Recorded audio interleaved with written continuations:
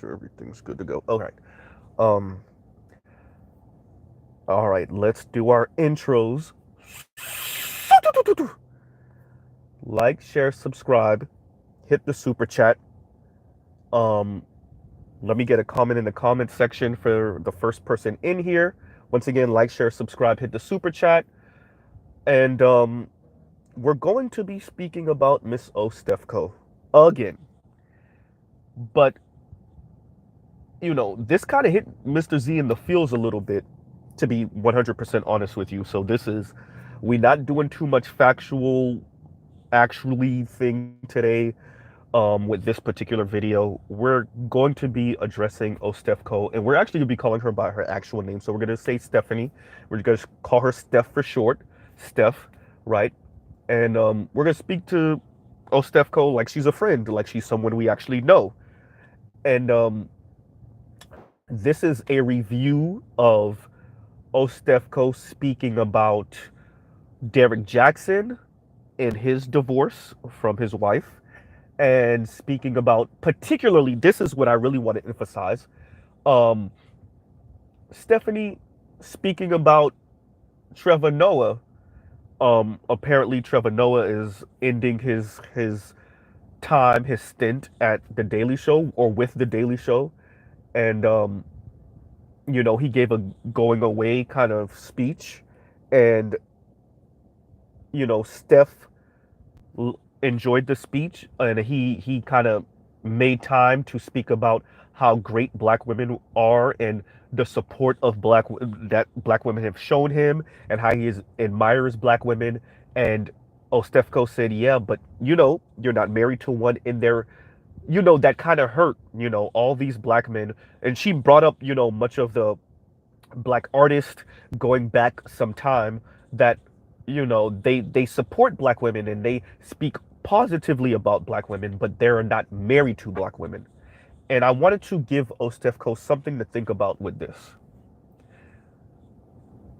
you know Black boys and black men are put in a very interesting position by white racist society and black women. I don't think, and throughout Ostefko's entire conversation, she never considered, and this is one of the biggest gripes that I have with these type of conversations. Black women like Ostefko. Ostefko, understand, I am only a couple years younger than you. You're 38, I am 36. I'm a black man born and raised in America, in South Florida. And the reason why I take to Ostefko particularly is because she reminds me of so many black women that I grew up with, right? And I wanted to speak to her in particular with this. You never considered the message the boys and the men received. When I say boys and men, I'm speaking about black men. So I want to say that outright, so I don't have to continuously say black boys, black men. I'm going to, but when I don't understand, I'm particularly speaking about black boys and black men, unless I say otherwise. Now, you never considered the message that black boys and black men have received, right?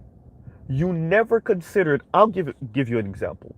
Women speak about hip hop and rap music, and bees ain't ish music, and all this booty shaking music, and objectifying black women's bodies, and just boiling black women down to nothing but body parts, right? And speaking about black women in these grotesque ways, and insulting their phenotype, and we speak about colorism and all of this other stuff, and we've never considered how we speak about black boys and black men. We've never Ostefko, you never brought it up. You never considered that, yes, we love our mothers, and we love our sisters, and we love our aunts, and we love our grandmas, and these people have done things for us, and random black women have done things for us. This is where Trevor Noah is going with this. And this is where even Jesse Williams, years ago, when he gave that speech, I think it was at BET, right? Even Derek Jackson, when he's placating, and this is why I call it placating, because we know how starved y'all are. Y'all need y'all egos and pride stroked. You need it. We get it. We understand. We're black too. We know what this society does to us. Here's the problem. Black women, in the way they speak, in the way they act when it comes to intimate relationships with black men. And maybe this is how you've internalized anti-blackness and racism. When I say you, Ostefko, I mean black women, largely speaking. And excuse me, I have a cold, so if you hear me, sniffling and whatnot, it's because of the cold, right?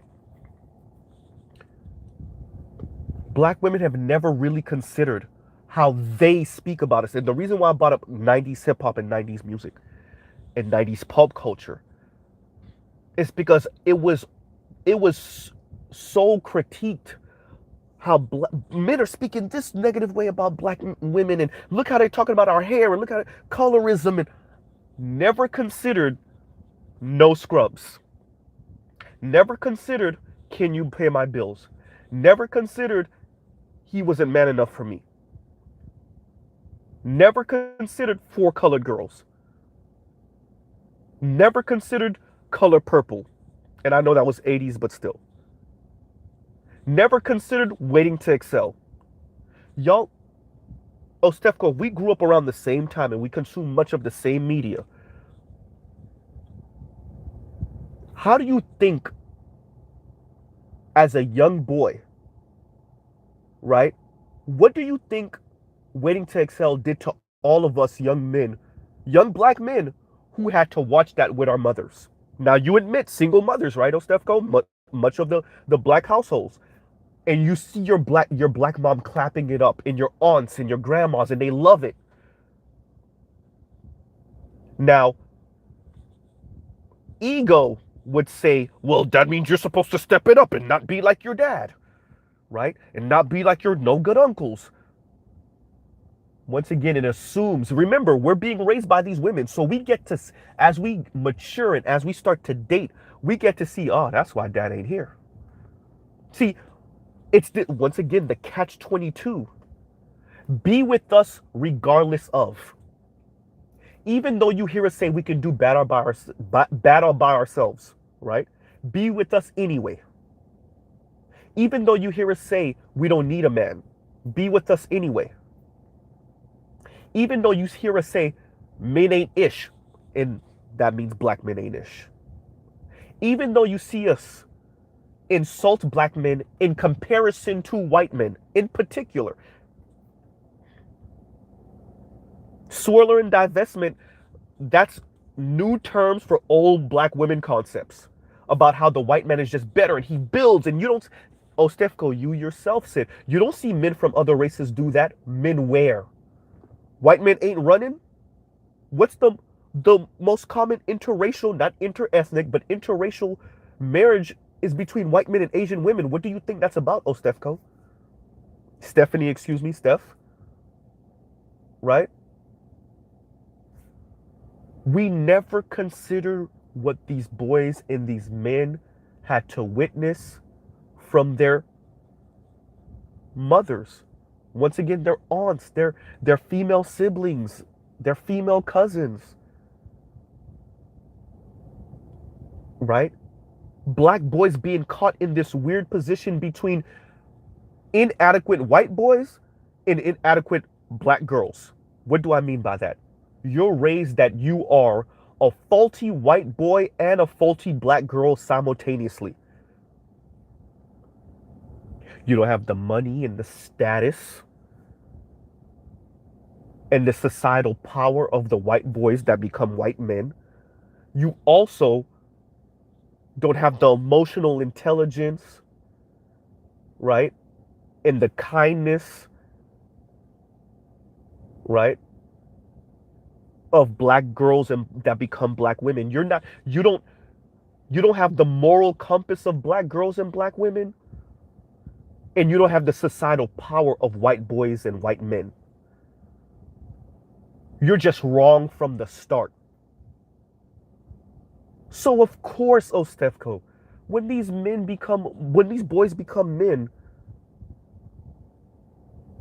yes, they understand that there are black women, black girls that did for them, that looked out for them. But when it comes to that romantic connection, it's not that. Understand, black men are still predominantly attracted to black women.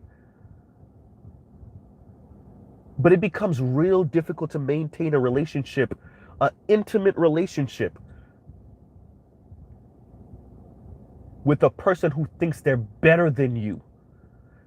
They're morally superior to you, they're more emotionally intelligent than you. And once again, white supremacy, because of intersectionality and how white supremacist society has weaponized intersectionality to practice benign neglect on black boys and black men.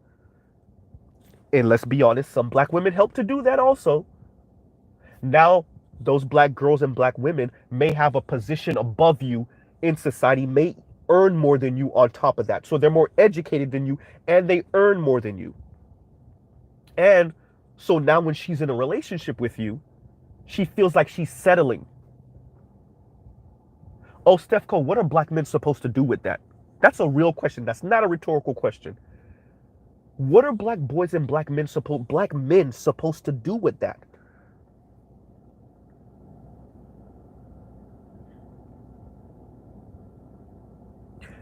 A black woman who thinks she's better than you, even if you earn a couple dollars more than her, she's more educated than you, institutionally educated, right?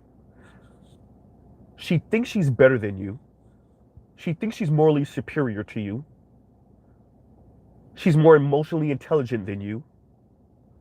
And you're a default white man. And she settled for you because what she really deserves, once again, is the Trevor Noahs in intelligence, in status, in money, or the Derek Jacksons in physique, in sexual prowess. But she's stuck with you. No, Ostefco. If that's the deal, then of course these brothers are going to get their passport and get out of here. Once again, we're not necessarily attracted to white women like that. And black women have told us for decades,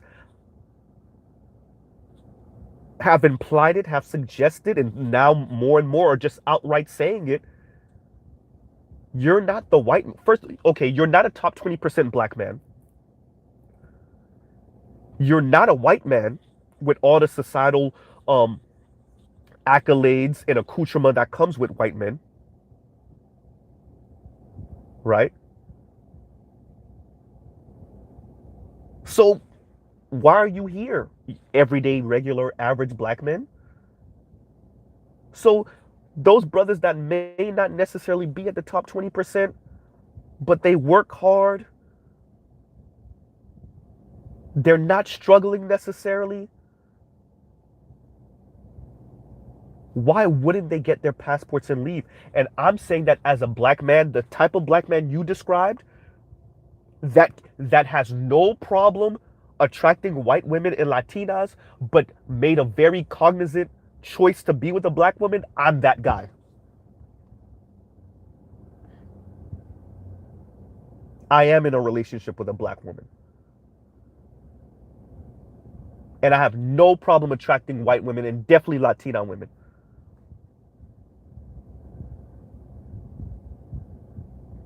But to tell you the truth, why? I'm not going to tell other black men to take that deal. For what? Look at the divorce rate, Stefco. Look who files for divorce and why. Money. It's not infidelity, money. So we telling 50, 55, 40, $35,000 a year black men to sign up for what?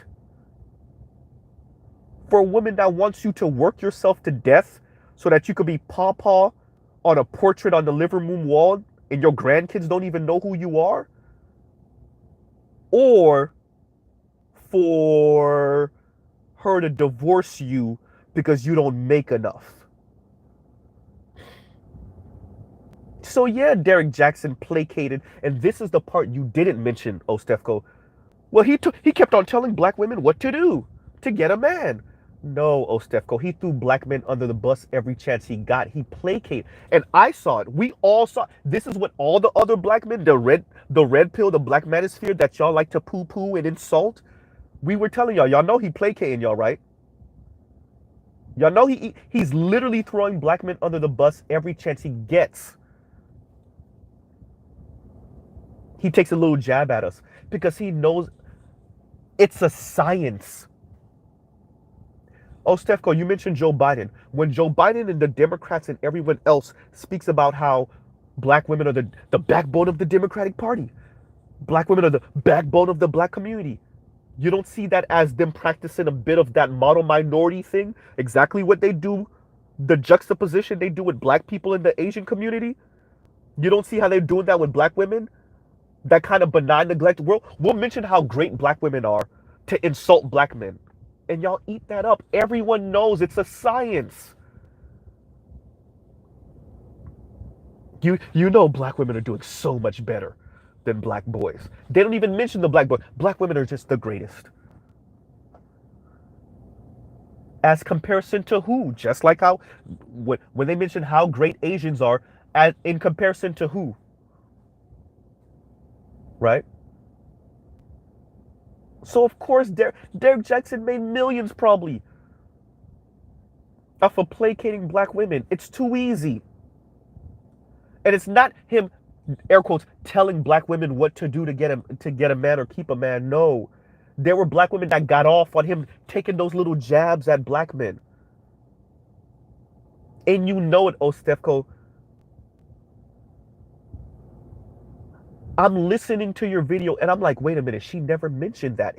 It's so glaring.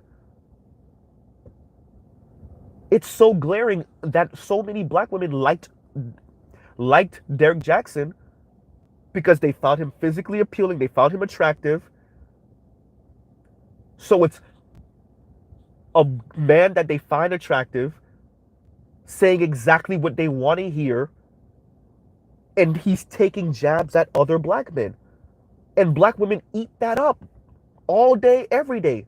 Yeah, take a jab at those black men that don't want to build, that they claim they want to be leaders, but with what money? How did you ignore that? Or is it that you didn't see it? And then speaking once again on Trevor Noah, what?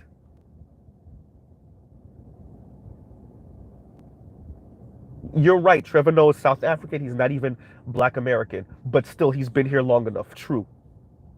But Trevor Noah, once again, we don't know his particular situation, but I he did an interview on The Breakfast Club a couple years ago, and I smelled it. And I've been smelling that on Trevor Noah from the beginning. He could smell it. Everyone can smell it, Ostefko. Speak up on black women. Speak up on how great they are. Even if you're not going to be with them romantically. And what I'm saying, Ostefko, is, okay, granted, it's hard being in a relationship with a black man in America. Fine, granted. You think it's easy being in a relationship with a black woman in America? Right? You think it's easy? Especially when they're openly telling you they could do better without you. And once again, we already know black women are gonna run over. We're saying that as a defense because of the way y'all talk about us. Let's kill that right now. Granted, and this is for argument's sake, for the sake of this conversation, black men were using white supremacist rhetoric. Black women were using white supremacist rhetoric. Y'all just got hurt first. What do I mean by that? You ran to white daddy first. That's what I mean. Look how they're talking about us. Let's be very clear what I'm saying. If we were both insulting each other, making fun of each other, when I say you, Ostefko, I'm not saying you in particular, I'm saying black women, call black men's bluff and thought saying you didn't need us forever would make us stay. And these younger black folks, when I say younger, I really mean 45, 40 and younger, these younger black men, they're calling black women's bluff. And at least Ostefko is honest enough to say it hurts watching black men get their passports and leave. Ostefko, the question is, what did black women think was going to happen? Especially after this certain decade of swirler divestment talk.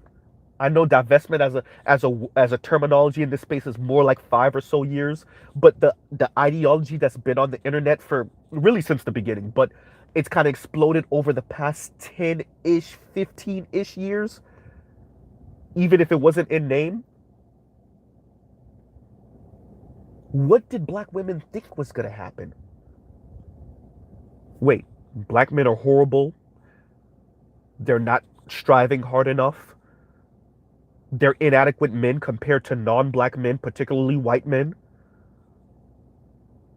Black women are more educated. Black women try hard enough. Black women are elevating in this society. Right? Black men are shiftless. Like all the white supremacist anti-black language that black women could throw at black men in this internet age, they were throwing it at black men. And black men were supposed to do what with that, Ostefko? Kiss your rear end? Don't worry, I'll eat that. I'll try even harder. We tell black people not to do that with white racists. When white racists insult us, we try our hardest to prove ourselves to them. But then we're going to tell black men that when black women insult you under the guise of constructive criticism and tough love, eat that and try harder. No, Ostefko. No, Steph, no. No. And so decades of telling us that you could do bad all by yourself, and decades of telling us that white men are better anyway. I mean, what do the divestors and swirlers say? Black women have been too loyal to black men. We're going to go expand our options. Oh, Stefko, you yourself have expanded your options. And it's interesting how you frame this. Right? And it's interesting, all these black women always frame it the same way. When black men date out, it's because there's something wrong with them. They hate themselves or they hate black women. Right? They have mommy issues. But when black women date out, it's because we're driven to it and we have no choice.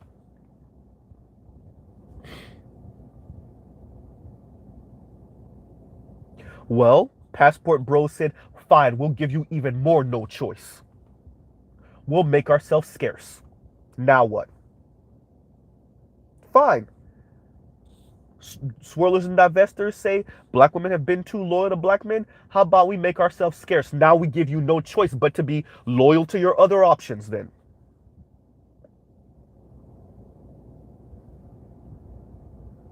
This a real... I know she's never going to listen to it.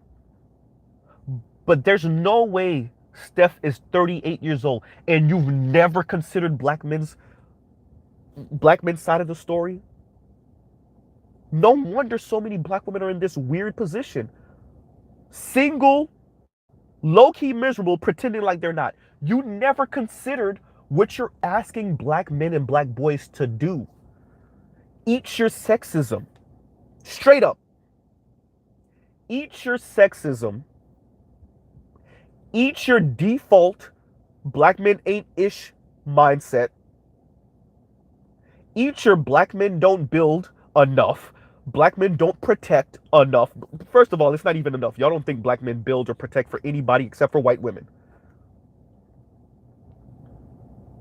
And so the Trevor Noahs of the world, yeah, and let's be very clear, the reason why the Trevor Noahs of the world and the Jesse Williams of the world hit black women a particular way is because they know how to play the game. Placate black women, speak about how great they are, because we, believe it or not, we do believe that black women are great. In certain aspects, black women are great. But when it comes time to be in a relationship, intimate relationship with you, that's a whole different conversation.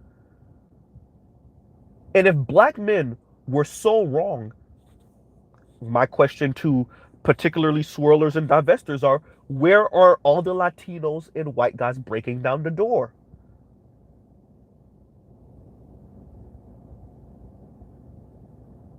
I listened to Ostefko speak, and it did hit me in my feels. It did. I listened to Steph speak, and it hit me in my feels because I could tell it hit her in her feels.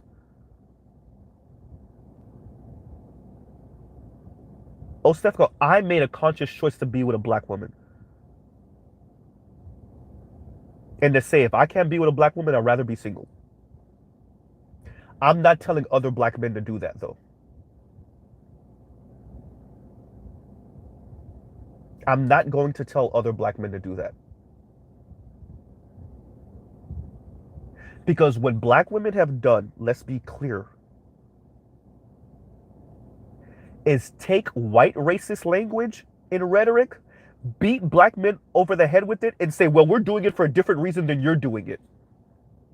You're doing it because you hate yourself. We're doing it to defend ourselves from you. What?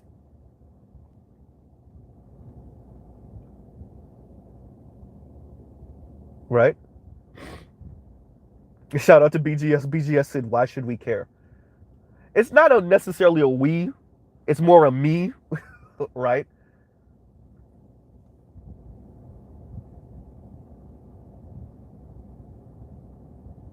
It's so easy to placate black women.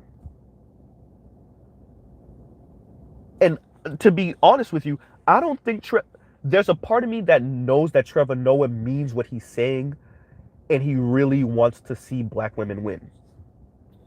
There's also a part of me that he knows the game, right?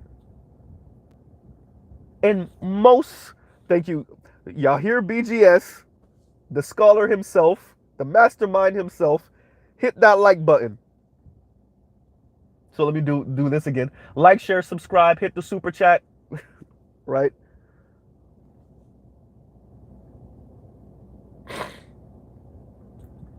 So it is sad to see someone living this and it's like they have blockers on. You can't see that black men's actions are in response to black women. It's interesting because Ostefko keeps on black women responding, and you hear this all over the internet. It's black women are responding to the sexism, black women are responding to misogyny, or black women are responding to colorism, black women are so black men are not responding to anything. So black men initiate all the negative things that happen in the black community between black men and black women. That's what we're saying. Right?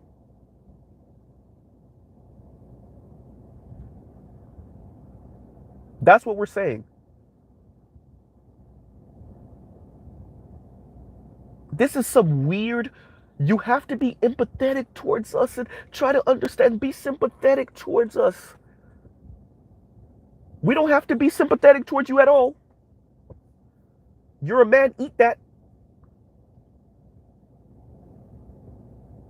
It's it's frightening because I could see she was attempting to come from a sincere place, but those blinders, man, woo, right? Y'all give me a second. I gotta blow my nose real quick. Wait a minute.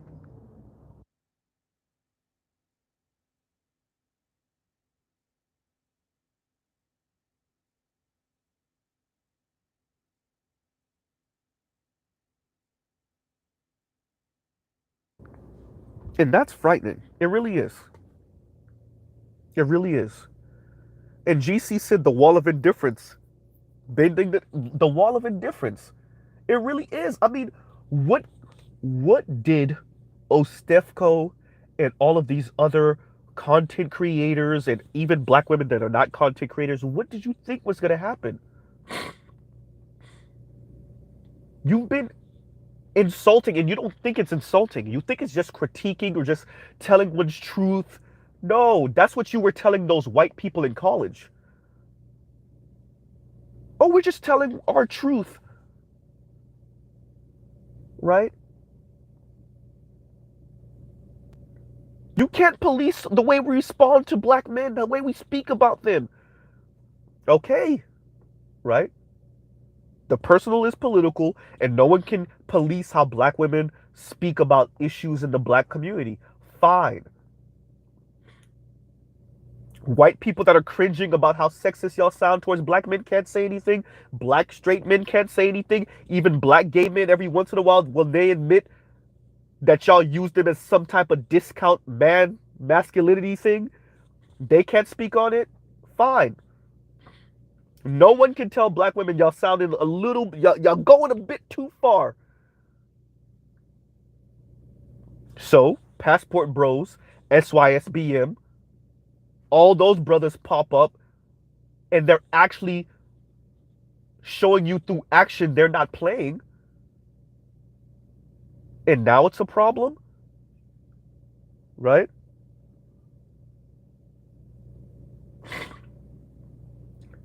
So you, Steph, let me get this right. You said Mahogany Pink 8. When you reviewed Mahogany Pink's video, you said she ate.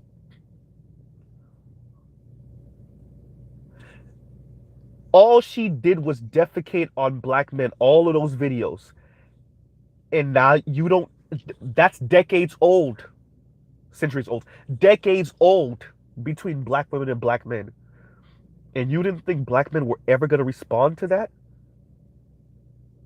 You thought the Lexus Exoduses, the Mahogany Pinks, Lexus Exodus is out here celebrating a white racist man calling a black man all type of N-words. And her subscribers are saying they would love to be in a relationship with that white man. And you didn't think black men were ever going to respond to that?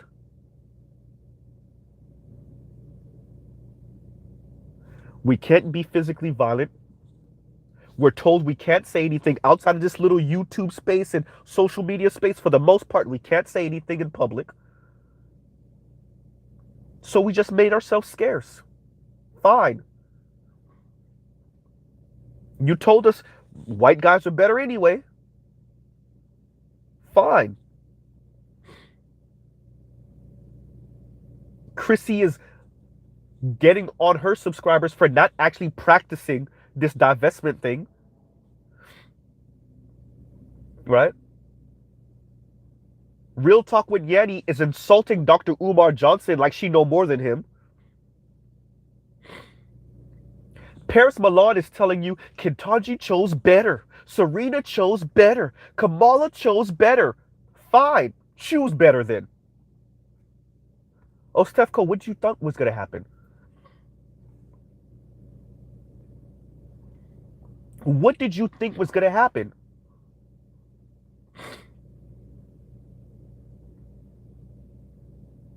Paris Milan then ran out the back door with the bag on y'all.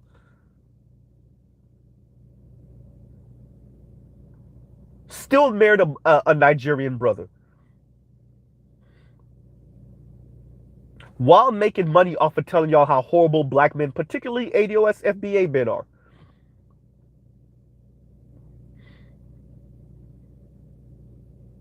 And black men are supposed to do what with that?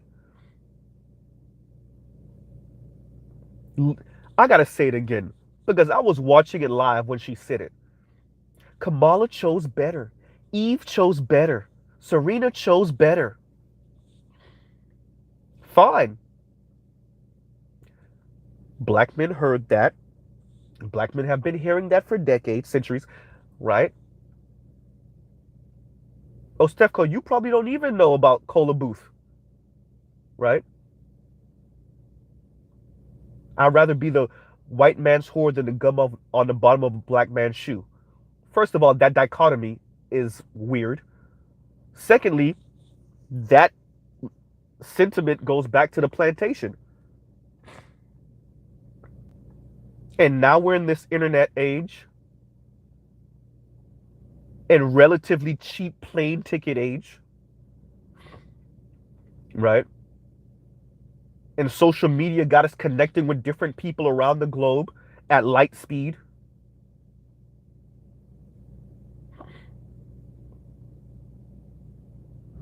And black women also have a chance. Okay, black men are lacking.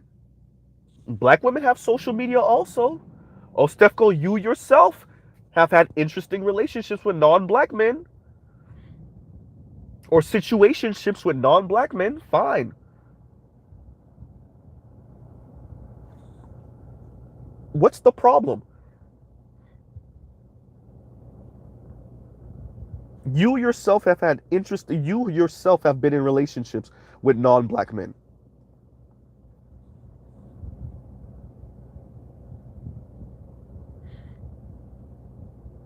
So Trevor Noah is out here with a non-black woman. And Ostefko is right. Representation matters. It does. It does. Which begs the question, do black women really care about successful black men? Or do they just want to rub successful black men in white women's faces? Right? Do y'all, is it that you care about black men? Or do you feel insulted when a successful black man is not with a black woman? Because it's as if he's insulting you. Even if he's not thinking about insulting black women, he's not doing this as a, aha, I got you. I'm with the black woman because the black man, I'm with the white woman because the black woman ain't ish. Even if he's not thinking about that.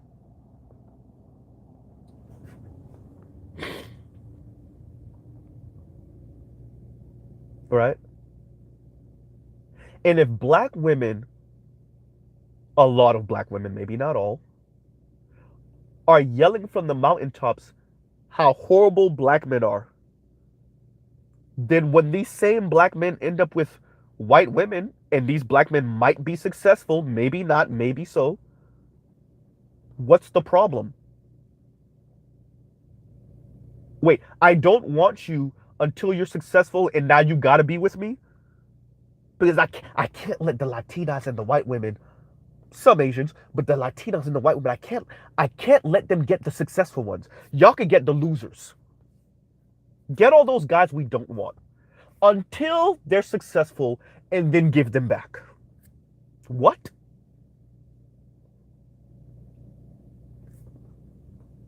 Right?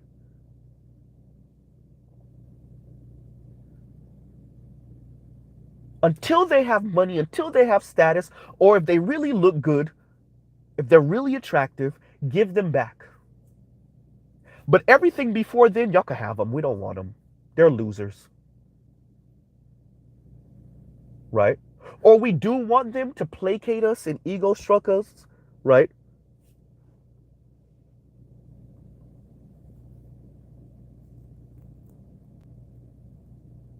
K. Dot ask, D. Scott, what is this about? What did I miss? What I miss?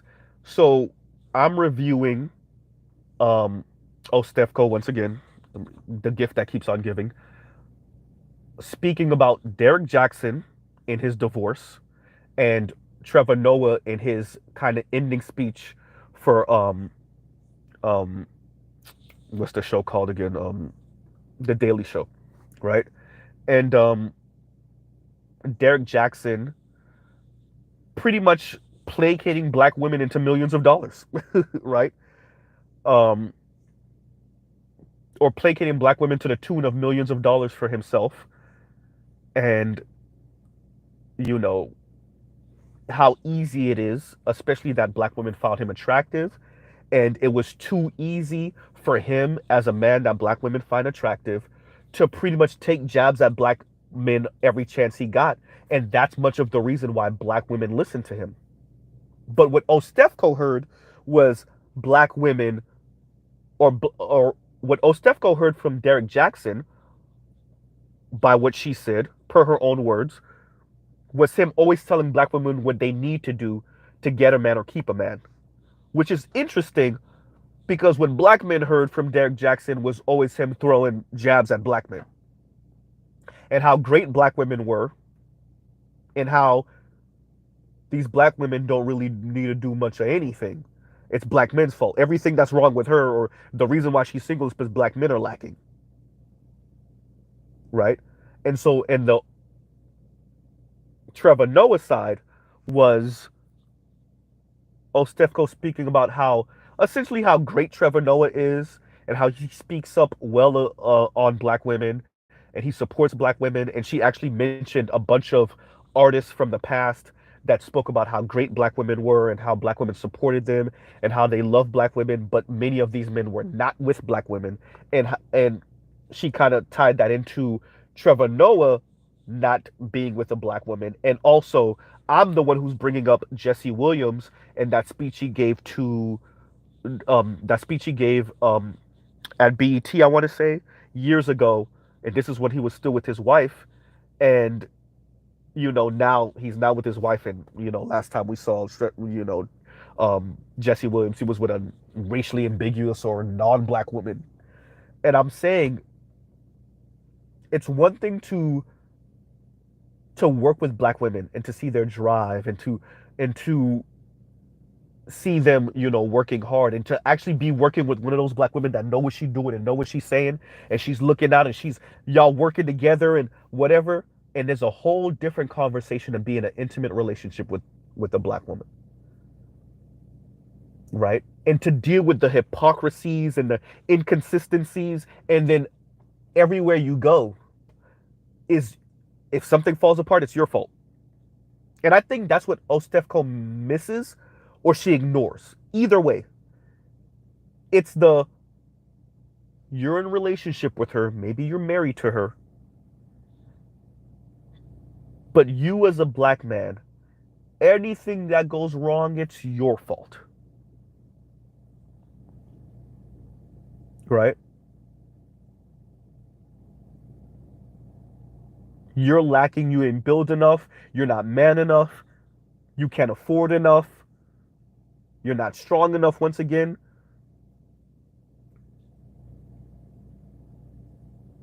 I mean, the reason why I go back to this particular movie, especially because Ostefko is only a couple years older than me, Waiting to Excel was like the perfect movie to describe how many black women speak about black men.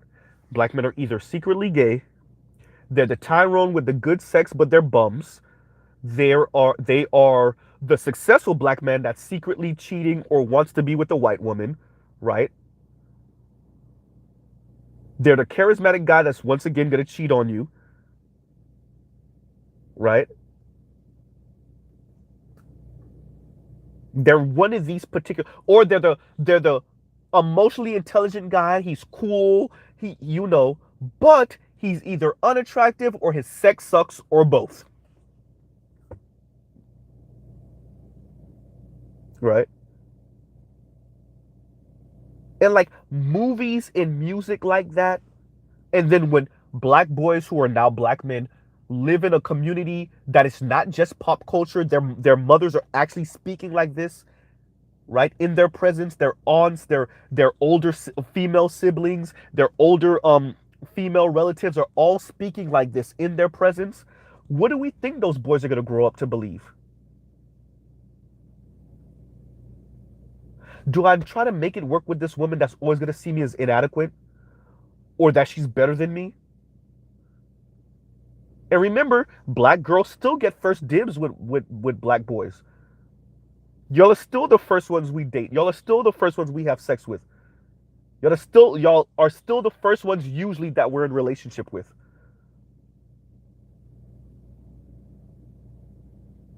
But a couple years of horrible relationships and bad breakups, and then you get on the internet and black women are running all across the internet telling you how inadequate you are. Yeah, that's over, Steph. I'm sorry. Right? Y'all like, share, subscribe, hit the super chat. That's over.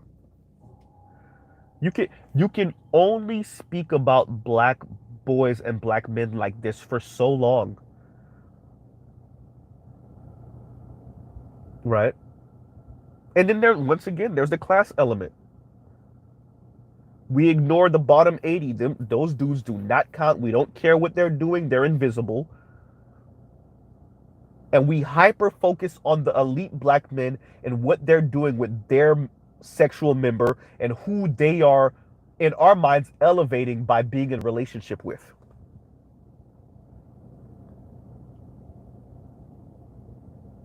And then we're hypercritical about who they're in relationship with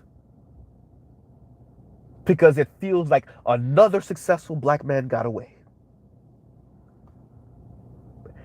Did black women care about him before he was successful?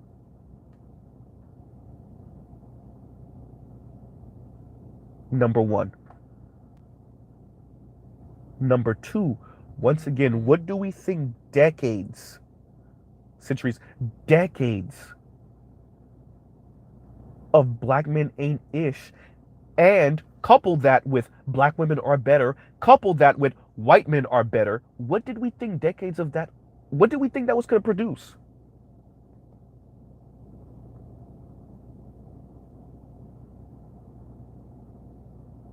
I got to go back to this. Go get that mythical, magical, better than black men, white man.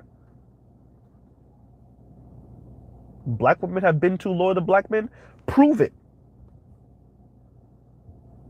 That marriage rate is going through the floor right now across America, across the West.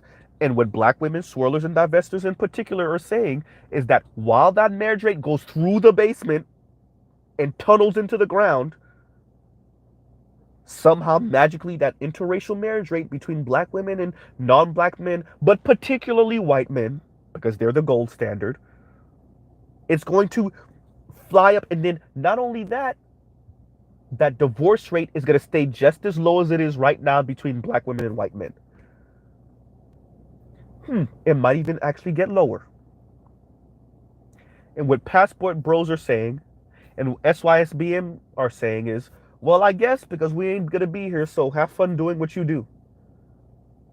Mr. Z is saying prove it. SYSBM and passport bros, they're not even part of the conversation anymore.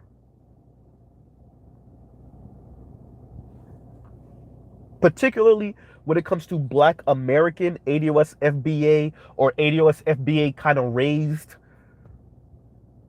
black people in America, passport bros are like, yeah, yeah. I don't know about whatever conversation is going on over there. I don't know because I'm in Brazil, or I'm somewhere in Africa, or I'm somewhere in the Caribbean. I don't whatever y'all got going over there. That's cool. I'm no longer part of the conversation.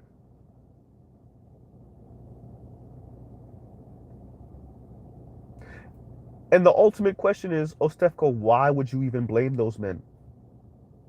Like I said, if both black, this is once again, this is for argument's sake.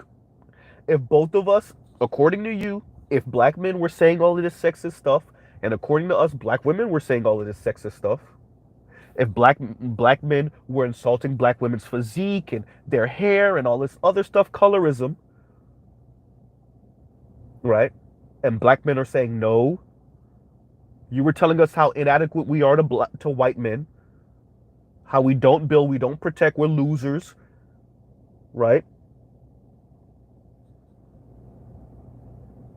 But now you feel a certain way that the black men are showing you through action, yeah, we're done with the conversation. As evidenced by Trevor Noah? No. So we will still, fine. We will still work with you. We will still speak about how great you are to work with. We'll still speak about how hardworking you are, how supportive you are when it comes to different projects, and how great of a support system you are. But when it comes to intimate relationship with black women, no. Why would you want to be with the broken black man anyway? Right?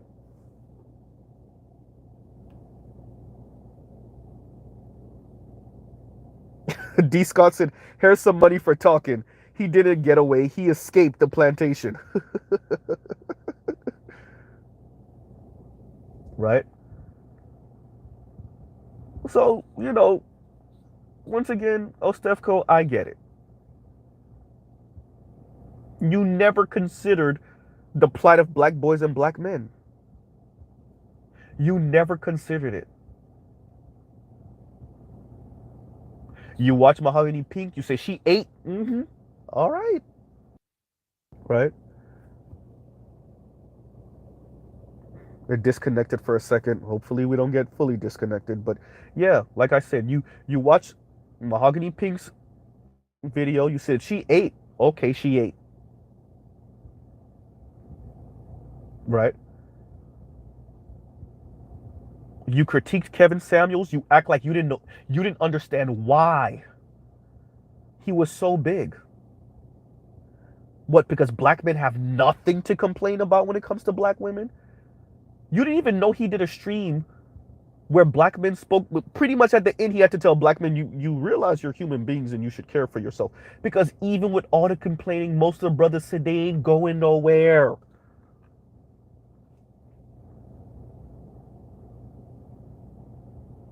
You realize you matter too was pretty much Kevin's summary to black men.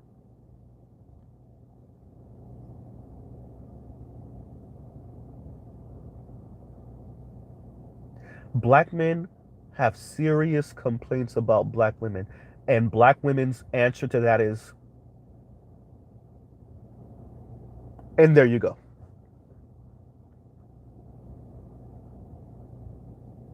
Right. And listening to Ostefko, and Ostefko, she has a certain humor about her, a certain wit about her, and to just see her she never considered it. And I think that's frightening. You never considered that the boys are responding to the environment and to what the women and the girls have been saying their entire lives. And if you had considered it, you definitely did not show that in the video. That's not the impression I was given. Right?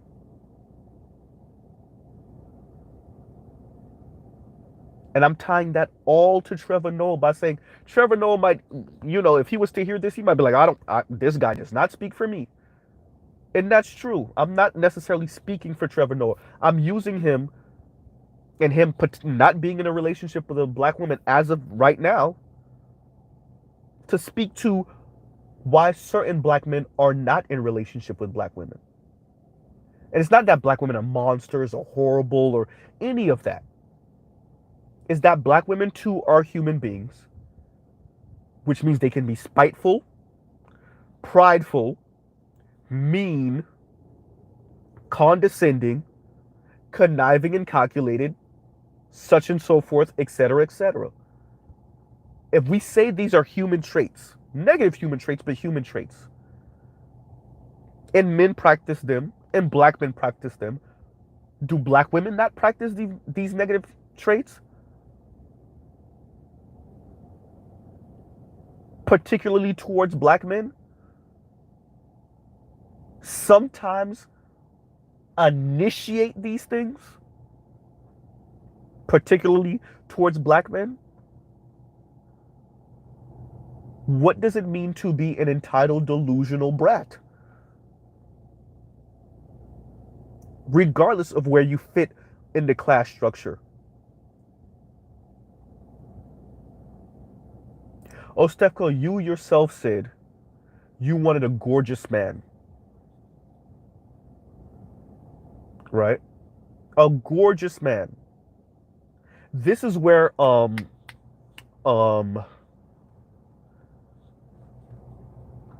this is where BGS is correct, actually. This is just another BGS was right.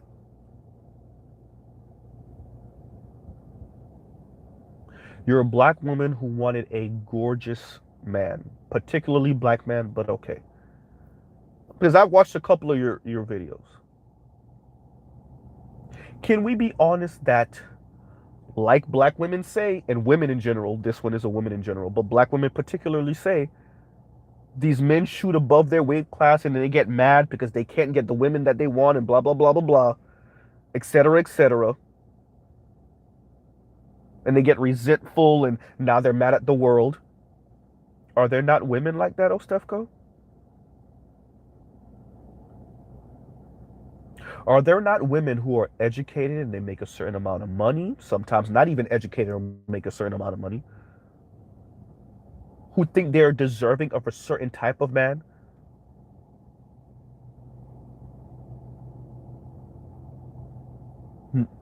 might have bad hygiene, might not be the most attractive, might be socially awkward. I'm speaking about the women. I'm speaking about black women in particular, right? But because she has a certain level of education and earns a certain amount, she thinks she's entitled to a certain type of man.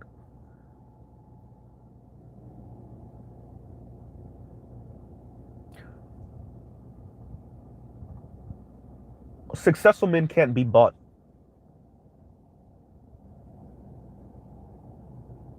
That super attractive man that earns a certain amount, you can't buy him. Maybe you can buy the guy that looks good and doesn't earn a whole lot, doesn't have any status. Really, you're just renting him. He's going to cheat on you. But maybe you can have him for a little while. But the guys that are over 6 feet tall, like you said, gorgeous men, and they earn a certain amount plus, nope. So then what does it look like when women think they're deserving of those type of men? How do those women act? And then more importantly, how do those women treat other men who are not those elite men?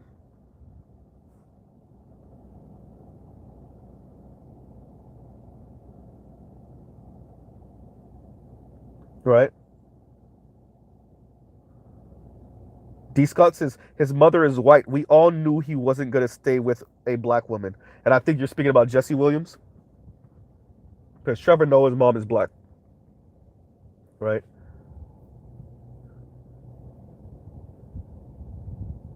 So, I'm about to end it out. I just want to stress that to Ostefco. Like I said, but this is no numbers really, none of that. I just, I wanted to say this. I know she's probably never going to listen to it. Um, but it did hit me in the feels because it hit her in the feels. And to hear her say these things and just completely ignore that black men, excuse me, give me a second, I gotta blow my nose again. Give me a second, everyone.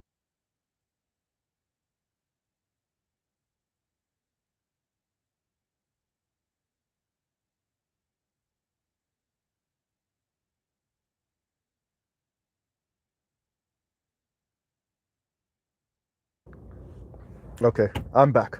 But okay, so D. Scott did say he was speaking about Jesse Williams. Okay. Um, to completely ignore that black boys and black men are human beings too. And if black women speak about the sexism coming from hip hop and the misogyny coming from this music and black men imitating black women in these movies and television shows like Martin with Shanae and whatnot, if black women my age are still hearkening back to that, how do you think the black boys think about no scrubs and waiting to excel?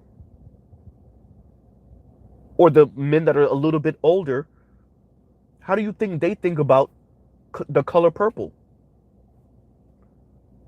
Right? Thank you for the super sticker, BGS. BGS says, "Why does it bother you how she feels?"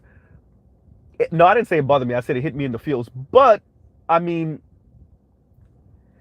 it's the way she framed it, right? Like just completely ignoring that men and boys are human beings too. So us getting away from the people that told us they want us to be away from them is the natural response to someone who told you they can do better without you? And how the white man's better than you anyway? And how their problem is that they're too loyal to you? I mean, that's what got me, right? Right. It's if you say if you say, and not Ostefco necessarily, actually, she kind of admitted that they're being a little too obtuse and they're leaning way too much into this, and she actually did admit that the passport bro thing kind of hurts her. So I'll give her that. But if Ostefco saw all of that, and because I watched so much of her content, my problem, right? If she, when she reviewed Mahogany Pink's video, she said, "Oh, she ate and blah blah blah blah blah blah blah," right? BGS said, "Kick rocks." BGS just got right to the point, right? But if she, when she reviewed Mahogany Pink, going in on black men and just ripping black men to shreds, and she was like, "Oh, she ate," and that's like a positive thing. Well, yeah, she did her thing with that. Do you not see the problem? That so that's it's watching someone who you, and to be honest, who you thought was smarter than that, just not be smarter than that. And I'm not trying to insult her intelligence by saying that. It's her like genuinely being either blind to it or ignoring that black boys are human beings too, you know that, right? And black men are human beings too, you know that, right? So all of the sexism and misandry coming from black women, you know black men have heard that, right? You know black men have heard you saying you can do bad all by yourself, right? You know black men have heard you say that non-black men and even Ostefco did it. You don't see other men doing this? Are you serious? White men been leaving. Black men are late to the party with passport bros. White men have been leaving. White men have been save yourself, white man, or whatever. Once again, check that interracial marriage rate between white men and Asian women. Right? Excuse me. So, but if you're so hyper focused on how black men are lacking and how, once again, black men are not showing up for black women, then you don't, you just don't see what's going outside of this bubble, even though you yourself, Ostefco, have dated non-black men, have had sex with non-black men. Like, the it is blind even a strong enough word? It got to be solipsistic.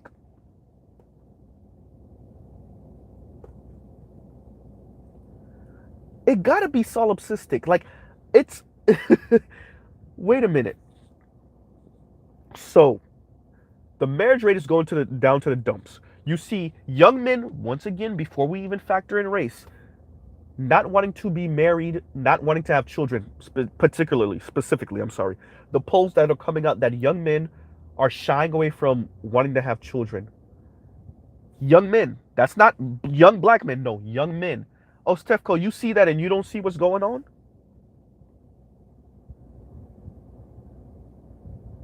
But you don't see other men doing these things. Are you serious? Right? It's just complete, it's just blind, it's just blind. Or ignoring. Whether it's ignorance or willful ignorance, we still get to the same point, which is a person speaking about Derek Jackson and Trevor Noah placating black women. Right?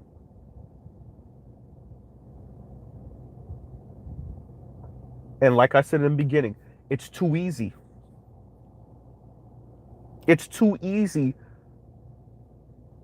to big up black women while punching down at black men. It's too easy. Speaking about how great black women are, and the subtext of that is how horrible black men are. Right?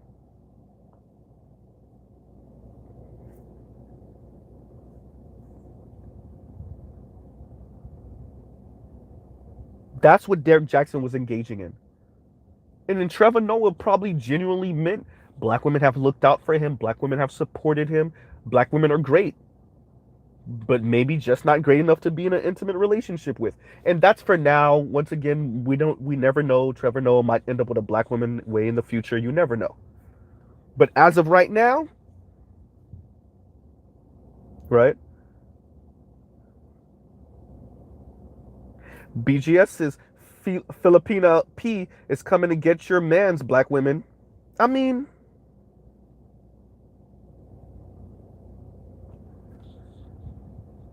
if black women are telling you how horrible black men are, colorist, misogynoir, right? Texturist, featurist, geez. Every day it's a new word about how horrible black men are to black women. Don't want to protect, don't want to provide. We're colorist on a level of neo-Nazis. Now we're texturist and featurist. What is featurist, Mr. Z? You don't like black women's features. Their broad noses, their full lips. I don't know a black man on the planet that doesn't like full lips, but okay.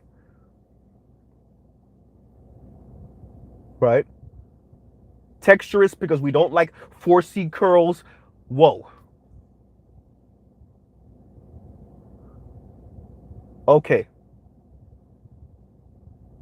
You're broadcasting this to the world. So of course Filipina P and other non-black women are gonna be like, well, let me go rummage through black women's trash. Oh wow. A decent black man that makes $55,000 a year. Yeah, I'll take one of those. Hey sis, you see this over here? His brother makes 45. You all right with that? Oh yeah, okay, cool. Right? Oh, here go another decent black man. Ah, but he only make 35. Anybody wanna? I'll take it.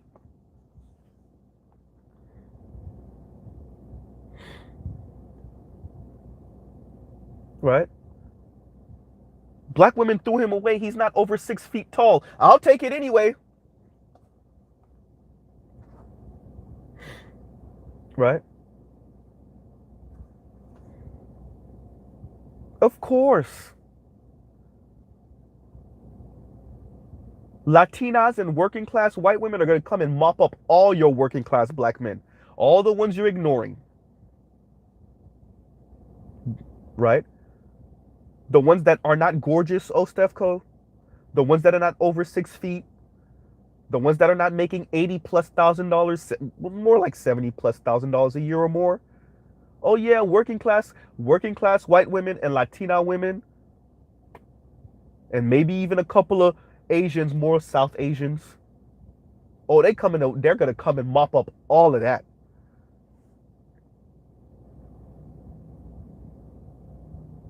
So between SYSBM and Passport Bros, oh Steph, black women said they didn't need us. I could do better by myself. That phraseology is what, BGS? At least 40 years? 35, 40 years old? At least? And that's that particular phraseology.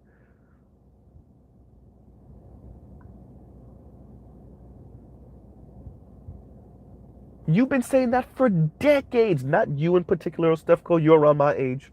Unless you were saying that when you were like 2 or 3 years old. Black women have been saying that for decades.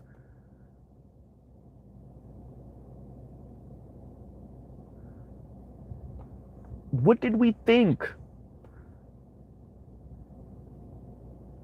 So if black women are saying that white men are better, Latino men are better, Asian men are better, these men build, they provide for their communities, they protect, they're just better than black men. SYSBM and Passport Bros in particular, because that's who Ostefco mentioned, are going to make black women prove that with their absence, with black men's absence. And it won't even be all. Once again, all these different things we mentioned, it's never all, it's not even majority. It's always just enough. SYSBM is just enough black men. Passport bros is just enough black men. The INCLS that's taking themselves off the market, the ones that go monk mode, is just enough black men. Right? All it is just enough. Just a little bit here, a little bit there, a little bit here. That starts to affect your society, your community. Right? BGS said that's half.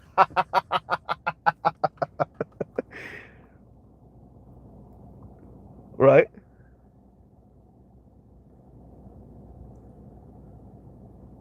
You want to start adding the numbers? I didn't even mention the gay brothers. So you got the LGBTQ brothers, that's small, but still. You got the SYSBM, you got the passport bros. Right?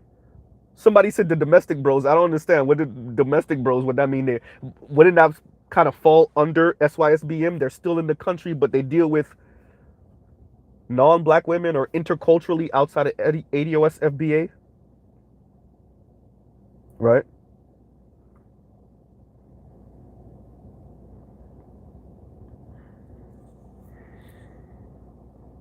So, once again, it's interesting.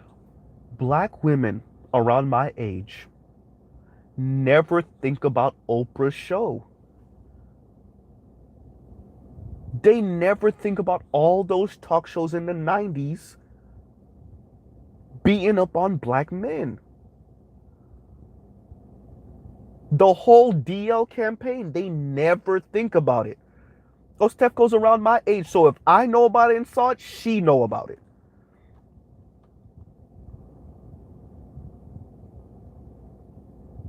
They never think about or talk about all of those paternity tests.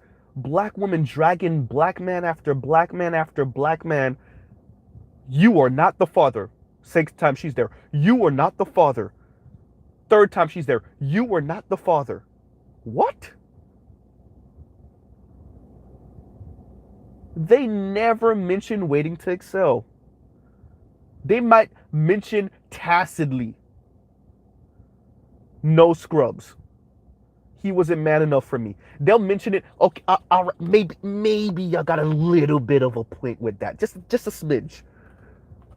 And even that is like pulling teeth. BGS is 41% false paternity tests.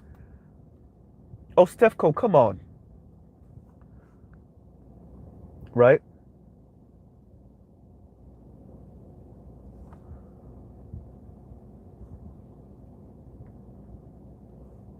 Right? The brother says, apparently the passport bros are dusties. Let me speak to that. So, as more brothers get their passports and go overseas, you're going to have wayward brothers. Of course. You're going to have some of them getting caught up in whatever they get caught up in. True. Granted.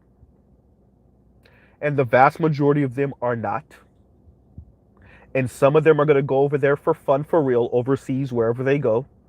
Whether it's somewhere in South America, somewhere in the Caribbean, somewhere in Africa, somewhere in South Asia or East Asia. Pretty much that's the places where brothers are going, the handful that go to Europe or whatever. But for the most part, those are the areas where brothers go. Some of them are going to go for fun. And much of them are going to go for a wife, seriously.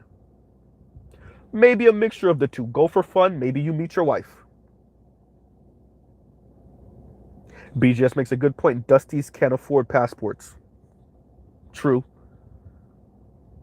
Hundreds of dollars, but go ahead. Right?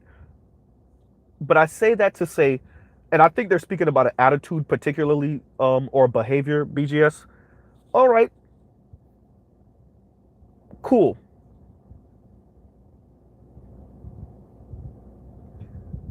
And with that, it still bothers women like Ostefco. And I keep on mentioning her reviewing Mahogany Pink, and I haven't mentioned why yet. It's the juxtaposition, it's the contrast of you watching this neo-Nazi level divester speak about black men, and you complimenting her, and then you not at the same time not understanding why there's a passport bros,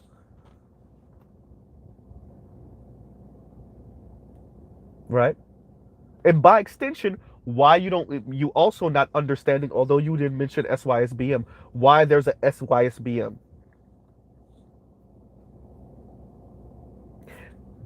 So you compliment Mahogany Pink, and you don't understand why Derek Jackson was placating black women, right? Or you do understand why Derek Jackson was placating black women. And how did I forget this? Oh, Stefko admits she wants a gorgeous man that only has eyes for her and that doesn't cheat on her. Okay, let's go through it. Oh, I got it. Okay. You want men to be socialized that we have to prove ourselves to women. We have to be uber industrious, educated, fit, charismatic, emotionally intelligent.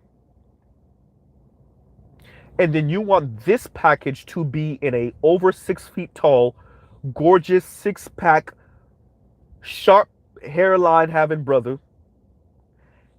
And then you want this man to only have eyes for you and to never cheat on you, although every other woman, not black women only, every other woman is throwing themselves at this dude. For those of you that want to know why Mr. Z always reviews Stefko, always speaks about her, that's why right there. Because Stefko, once again, is the gift that keeps on giving. Because she says we know it already. I'm not saying we don't know it.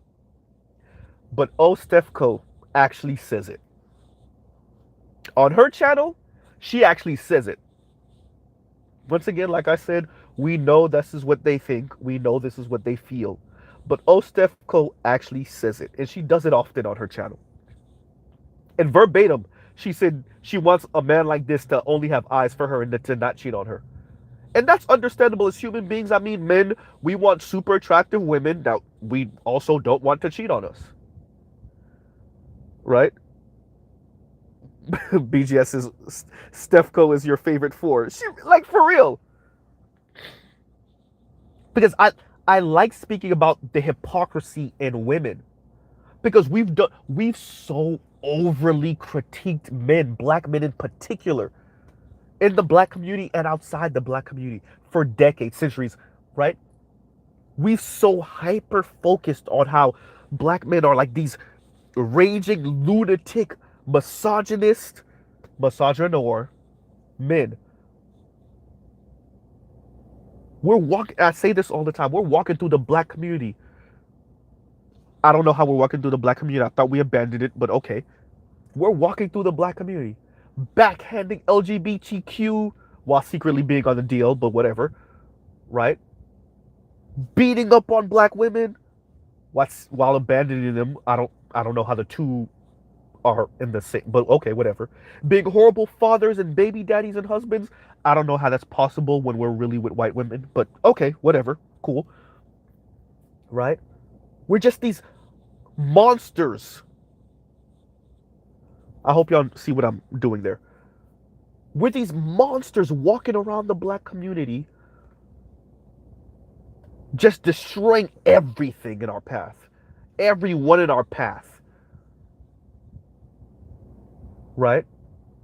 Child abuse, that's us. DV, that's us. Right? Hate crime against LGBTQ, that's us. Homophobic, that's us. Once again, misogynoir, that's us. And black women, nothing. Nothing. Just, just good old wholesome, great women that wouldn't harm a fly. Violent, Nope. Verbally abusive? Nope. Emotionally abusive? Nope. I'm trying to find the video because it's been years. When a light skinned sister was saying, yeah, because if I make more than him, I will mistreat him. Verbatim, those were the words out her mouth. For those of you that ever saw that video, please, please, please, if you find it, put the link in my comments. Right?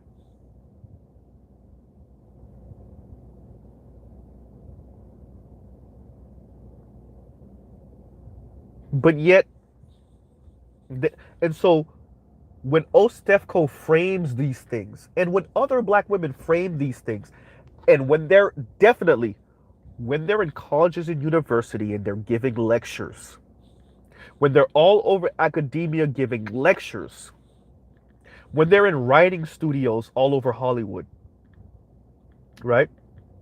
And excuse me, y'all, my nose is getting stuffy again. Wait a minute, wait a minute.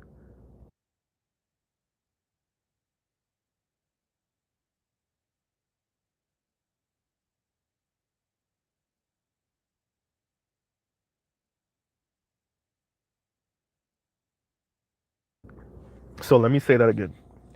When they're when these particular women are giving lectures, when they're academia, when they're in writing studios, when they're executive of such and such for this company or such and such for that company, when they're PR this or HR that, right? And they're in decision making positions and they think like this about black men, that echoes out in society, right? I watched a clip, and this is when the Harriet Tubman movie came out, where a brother stood up in the audience and he was speaking about how horrible this bigger long character was. And for those of you that don't know, a bigger long there was a character that was shoehorned into the Harriet Tubman movie where he was a slave catcher, black male slave catcher, and he said to um Harriet Tubman's slave master, when I get, and I'm paraphrasing, when I get this, and I saw this with my own two eyes in the movie, when, pretty much when I catch her, I'm gonna use that money to spend on white horse. You tell me what black man could have said that in what the 1850s and not get his teeth knocked out his mouth and probably killed, right? And so the black man stood up, and I can't remember what her name was. Um, Stood up when the black woman was speaking about the movie to white people. The audience is mainly white with some black people, right? And spoke about how horrible that bigger long character was.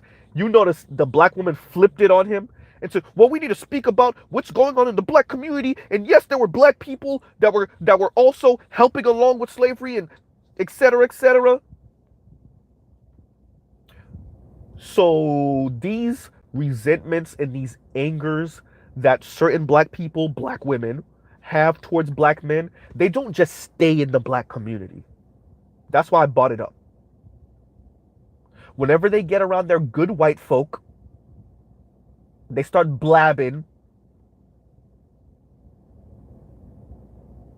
and they start using this back and forth between black women as a way to beat up on black women, excuse me, black men,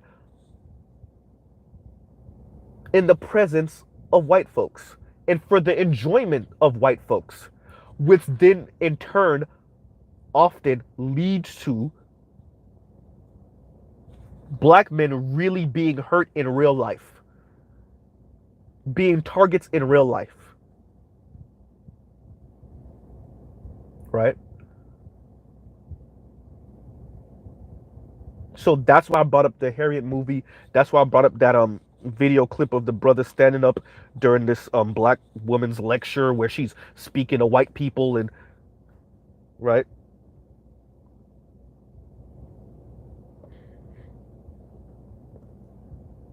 So, oh, Stefco, when black people grow up, when black men grow up listening to that and seeing that, nah. And you want black men to do what with that?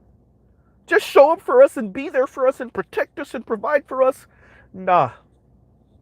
That's assuming that you're better than us and we have to prove ourselves to you. Nope. I'll pass. That's assuming you're not delusional as hell and I'm trying to prove myself to a person that's going to continue to move the goalposts because they're insane and delusional. Yeah, no. Nope. Nah. Nah, I'm good. And I don't care what you think. If you feel like I'm going overseas to go get a woman on discount that don't know any better, what Ed said, y'all call them dirty foots. Yeah, I don't care if you think I'm gonna get me a dirty foot. I'll go get a dirty foot, marry her, right? Even if I bring her here, at least maybe before she becomes Americanized, maybe I got a good 10, 15 years. That's longer than I would have been married to a black woman in America. Yeah, I'll take my chances.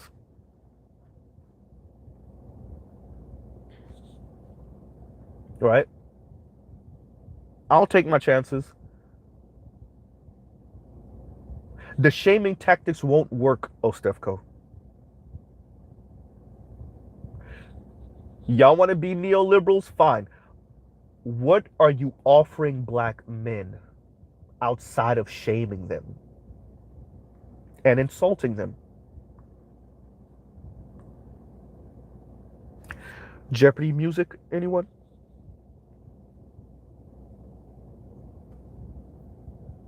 Like, no, in intimate relationships. Ostefko's right. Working with certain black women, work hard, right? The ones that are about their business, they really about their business. Trevor Noah, that's what he was speaking to, the support. When black women riding with you, when they support you, they really support you. They really with you. And I guess certain rich black men get to experience that when they're married to a black woman, but I wouldn't know because I'm not rich. So we got to be rich to experience that. An intimate relationship.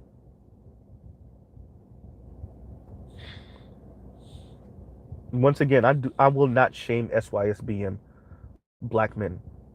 I will not shame passport bros. I made a conscious decision to be with a black woman in America. That's Mr. Z's decision. And when I look out in the, just like how black women say, she divested, I get it, I get it. I understand, I understand. And if you can say that, and Ostefko, I mean, you literally have swirled. So, I mean, if you cannot be shamed for your swirling, Ostefko, I'll be damned if I try to shame passport bros and SYSBM black men. Why would I?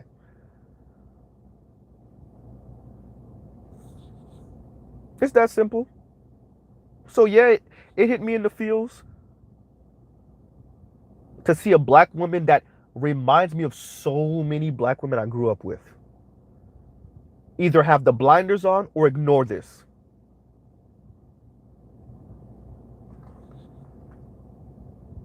Right? And you could see the wrestling with this. It's a cognitive it's a cognitive dissonance, right? Why do I always want to say dissidence? I don't know why. But anyway, right? The disconnection, it's you can see it. I want to tell y'all ain't ish. I want to tell y'all we could do bad all by ourselves. And like she said, it's costing black women. Okay, stop it then. It's that simple, really. Y'all like, share, subscribe, hit the super chat. Mr. Z's rambling right now. Unapologetically rambling. Right? It's that simple. Just stop it.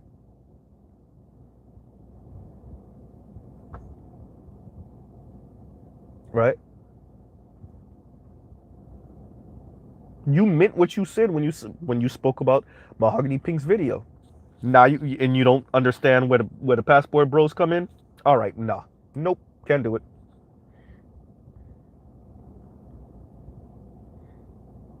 And I think that sums up pretty much what I wanted to say. Oh, Stefco, it's what, like I said, gift that keeps on giving. I'm probably gonna review her a billion more times throughout my channel's history. It's just it's not only it's not just that it's too easy. I think what we get from her is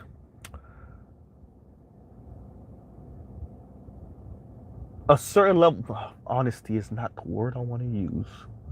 Genuine. What's the word I want to use? Maybe she's more upfront, and maybe honest might be the word.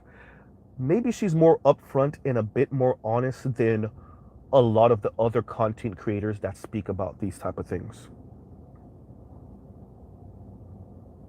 Candidness. Yes, GC. That's actually a really good word for it.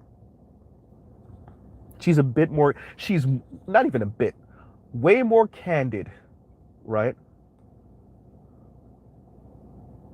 Because we have to, like, not even we, because I'm a glutton for punishment, sadomasochist, I had to catch a Chrissy live and catch her only because she said it like in passing. When she said, "Yeah, I have these great views in my apartment and da da da, and but my relationship life is trash," and her tone of voice changed in that moment. You heard her get real somber, right? If you're not listening to these people in those type of situations, they're not candid. They're always walking around like black men ain't this. Yeah, yeah, yeah, yeah. This is the hill I'm willing to die on. Where Ostefco, like, yeah, the cat, yeah, she might still be on some black men ain't ish, but every once in a while,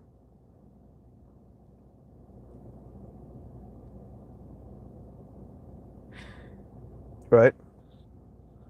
And so that's why I like speaking about her channel in particular.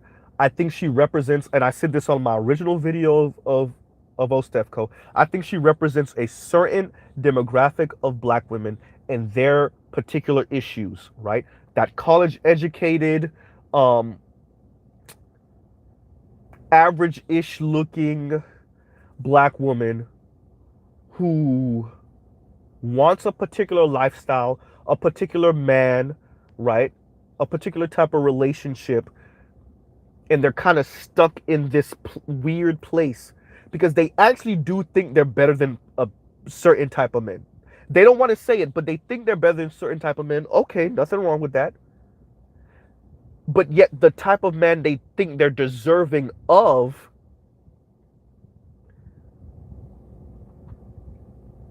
either, I would argue, look better than their particular station or are better than their particular station. So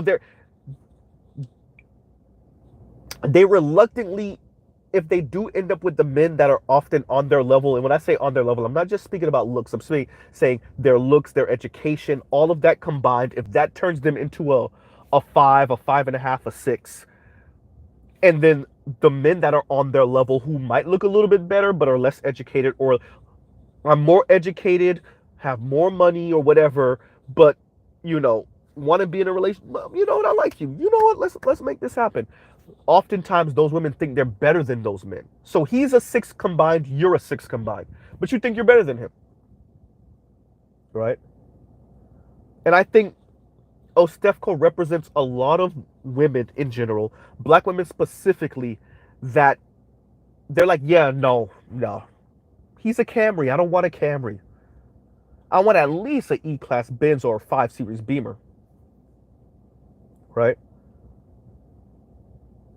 And what I enjoy about this conversation that we're having now, rest in peace, Kevin.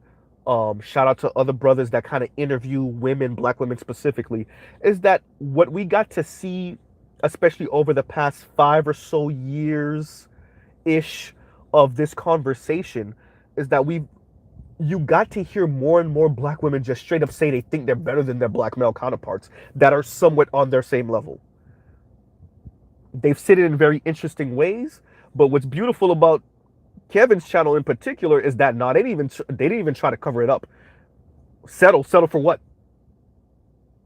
Right? I'm better than that.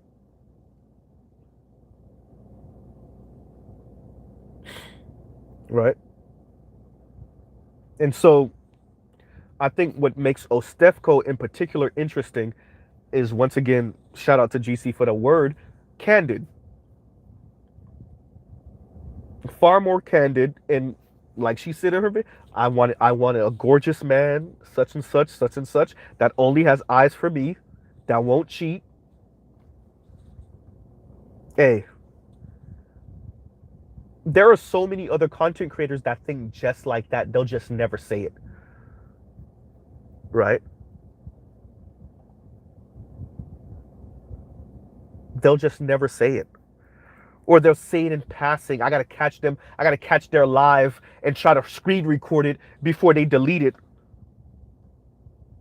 Right? When they actually have that moment of just straight honesty. Right?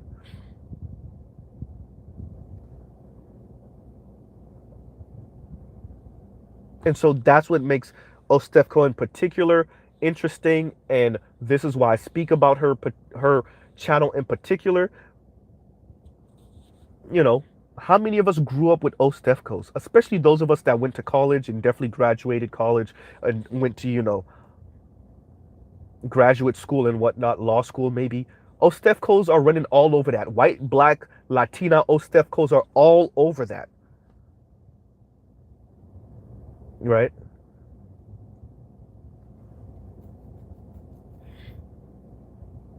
They're they're educated, they're doing their own thing, they're knowledgeable, right? But they think they can buy a super highly attractive man that's also accomplished and that won't cheat on them. I want women to be drooling over you, throwing themselves at you. And I want you to shut off all of the parts of you that's innate in men that says breed up the world. I want you to turn all of that off. First of all, men are hunters, right? We're the ones that go after women in the first place. You don't only want us to turn that off, you want women to be throwing themselves at us and then us still be stiff arming those women away. Okay. Okay. And what I so enjoy about that is the honesty in that, right? Because you gotta know there's other women, that a lot of other women, particularly your resentful, angry divestors and swirlers, that's their issue too. I try to make it with the most gorgeous of gorgeous men, right? And these men treated me like I was average. Right? Like they could get another me. Right? Why can't I get a successful, gorgeous, talented, well-to-do, like I could keep on going, right? Charismatic, third leg having, fit, discipline, placating, ego stroking, right? Cunnilingus loving black man that only has eyes for me and will never cheat on me.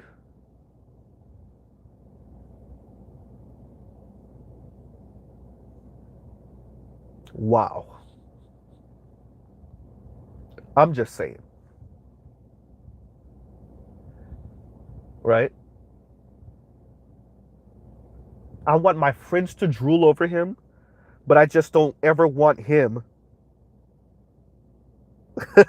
BGS said a faithful DJ. Bruh. It's it I once again, the candor. You gotta love it. You gotta love it. And if you think that don't apply to Chrissy too, y'all are on drugs. If you think that doesn't apply to Real Talk with Yanni, y'all are on drugs. Right? If you think Mahogany Pink, wherever she is in academia, you think that don't apply to her too, y'all are on drugs. Right? Especially for the you hear Mahogany Pink and how she sound, you think that's not her issue too? Pfft, all right. Right? You listen to those women talk and you think that they weren't going after the most attractive men possible and being mad when the dude, wait a minute, the dudes with all the options, right? Y'all are mad that the dudes with all the, look how mad y'all get when the dudes with very little options exercise their very little options.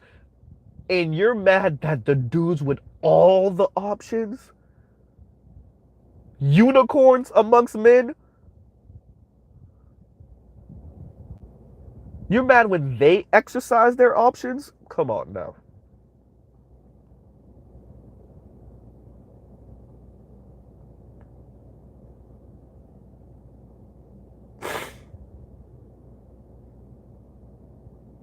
Right.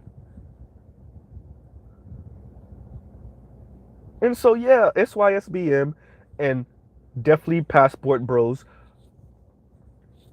their actions are making all right.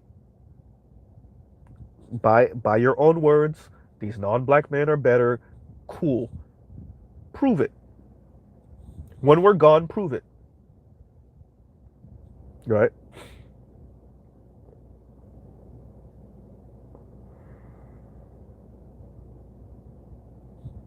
Prove it. And that's pretty much where black men are now.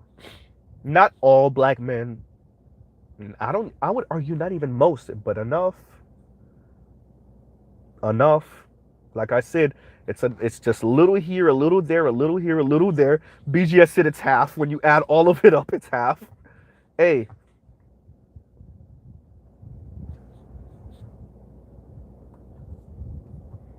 stop calling men's bluff. Men kill each other when someone calls our bluff. We kill each other.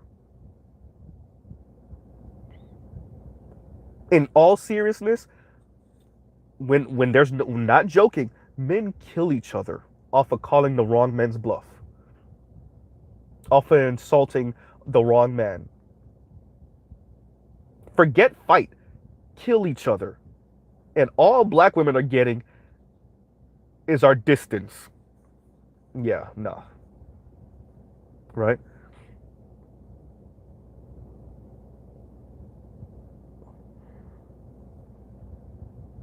And so yeah, tying everything up. So Trevor Noah, through actions, are just he's just Trevor Noah through actions is not in relationship with a black woman in that way. That doesn't mean that that might not change in the future. That's cool. Um, Truly, I think he meant what he was saying, and even if he was placating, he's done this over and over again. He's spoken up about black women. He supports black women. I think he's making a very cog, cognizant choice to speak about black women a certain way. There's others of us that do that also.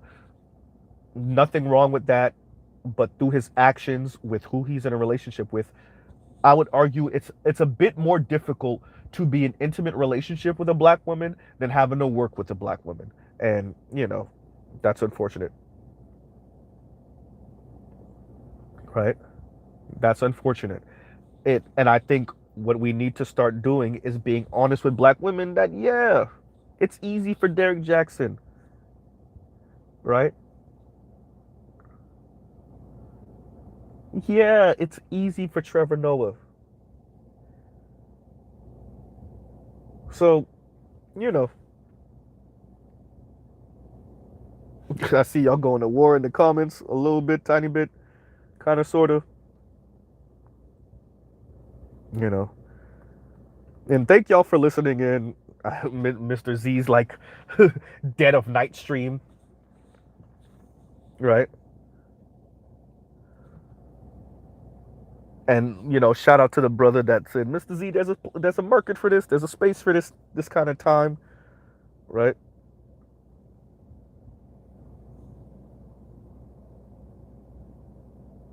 You know, and shout out to Da. Da has called me out on my own bias before, you know. And what I would like to say to the Ostefco kind of bias, I don't know if Da was here earlier when I said, you know, the way she framed the conversation, and she, what do black people owe other black people? And I don't know why I didn't bring that up earlier. She framed the conversation in what do black people owe other black people? Well, as a black person who, as an adult, because I did date a non Afro Latina as a teenager, but as an adult have only dated black or black mixed black people. I would argue, oh, Stefco, maybe you don't really want to have this conversation. Number one, especially as an admitted swirler. Number two, but if we want to say loosely that black people owe black people some type of loyalty, do you really want to have that conversation? Because we can extend that all the way to how black people talk about other black people, especially in the presence of non-black people. And do black women really want to have that conversation? Right?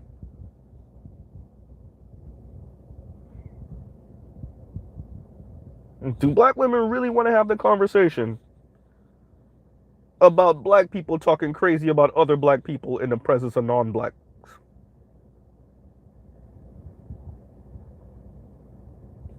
Hmm. Because you're not going to say anything new. When I say you, I don't mean you in particular, or Steph. I'm talking about black women in general. Hmm.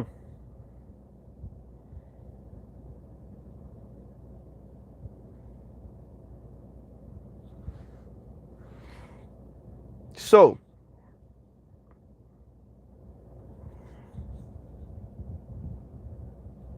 to say, what do black people owe other black people?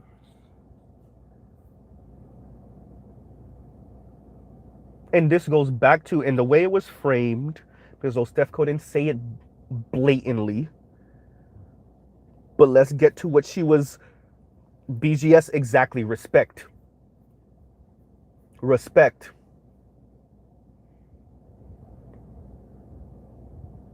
But let's go into how she framed it. Successful black men need to marry black women. Y'all knew that was coming. Y'all knew that was coming. To big up black women's image and likeness, excuse me, and to show the world that successful black men love black women for black women's ego and pride. Let's call a thing a thing.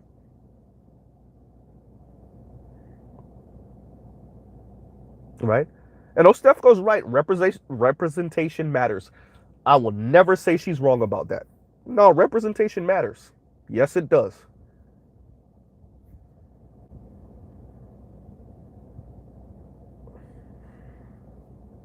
Yes, it does. And much of what black women's biggest issue with black men is that successful black men, and not all, and not even most, but enough successful black men are not walking around the planet speaking about how black women are queens of the universe and bigging up black women everywhere they go all the time, everywhere they go all the time, everywhere they go all the time. And this is why, oh, Steph Co, feels a certain way about the Trevor Noahs of the world, speaking about how great black women are, and then are not in intimate relationship with black women. Right.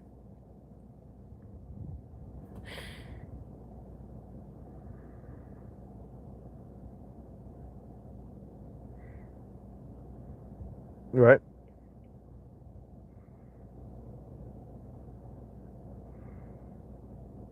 Ooh, GC said, I commented on her vid that you can't look for representation in people's personal relationships. But that's what black women in particular do. I've said it before, for those of you that remember me saying it on the breakdown, right? Much of black women's biggest gripe, right? Oh, I'm sorry, I didn't even see it. I don't know why you're up so early. I never went to sleep, but okay. Right. Can't be up so early if I never went to sleep to fall asleep and then be up. I've just been up. I've just been up. I never went to sleep. Right. But okay. Um, but like I was saying, much of black women's biggest gripe with black men is that rich, successful, famous, emphasis on famous black men aren't parading their black wives around. In particular, oh Stefco, and I would throw Kim from Fort Harriet in this too. Oh Stefco and Kim from Fort Harriet looking black women. If I gotta be exaggerated with this comment, it's we need the LeBron James, Steph Curry, level black men. Let me see who else I want to throw in there. Tyrese looking. Who else they was drooling over on some looks thing. Whatever other black men they be drooling. Oh, what's the brother name? The British brother. Oh man, what is his name? Oh, I forgot his name. Anyway, we need successful, famous black men married to Kim from Fort Harriet, Ostefco looking black women, and Gabby Sidibe looking black women, and we need them like bigging them up everywhere. Idris, thank you, Idris. Yes, we need Idris Elba black men married to Gabby Sidibe black women. I'm not trying to insult her. Y'all know what I'm doing right now. Gabby Sidibe looking black women, and we need that man to be speaking up on her everywhere he goes. Like he can breathe without her. And that's pretty much what the Ostefcos of the world want to see. That's what they're talking about. Right? Idris needs to be married to Gabby Sidibe, and not just married to her. He needs to marry her after he comes into money, right? So that it's a conscious choice. I am successful, and I'm going to marry a black woman, but not any black woman, right? Not any black woman. Can't have loose curls, can't be light skinned, can't be racially ambiguous, can't be a particular fit. No. I need to marry a black woman that looks like this, right? So even your Bria Miles, shout out to Charles, no, right? Even your Keishas from whatchamacallit, goddamn, how did I forget the name of the movie? No, she was bad. Yeah, she's dark skinned, gorgeous sister. No, right? Belly, how did I forget the name Belly? But yeah, not Keisha from Belly, nah, right?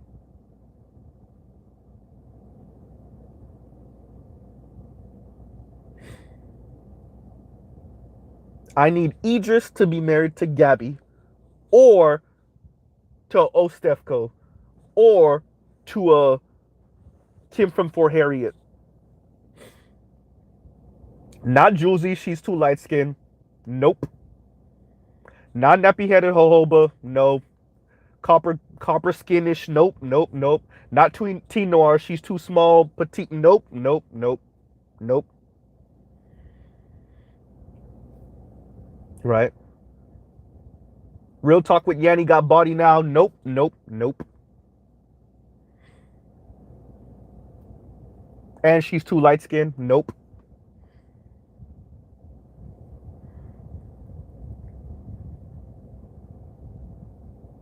And I'm not saying Steph Co and Kim from Fort Harriet and Gabby Sidibe all got the same build. That's not where I'm going.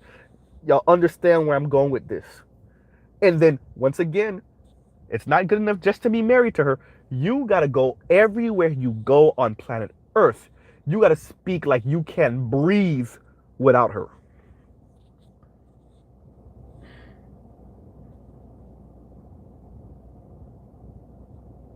So when Mr. Z said this type of thing on the breakdown, I've said it multiple times on my channel. I've said it on other people's channel. Stefco is pretty much telling y'all, yeah, I'm right about this.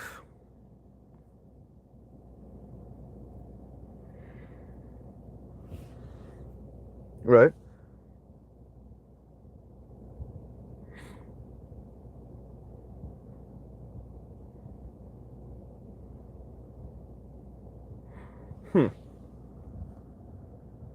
This. So what do black people owe other black people? Respect. I agree, respect. I would I would also like to put in there, and this is why I'm careful on how I phrase these things, not insulting each other, especially in the presence of white folks. Could we stop doing that, please? All that weird ass, what you call constructive criticism when you just really going in on each other. Right?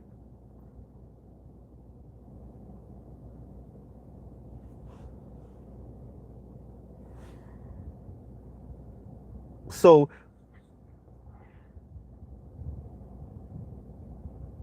but definitely respect. But then, let's be honest, there's a lot of black people that get off on disrespecting others, black people, in the presence of non-black people. Y'all get off on that.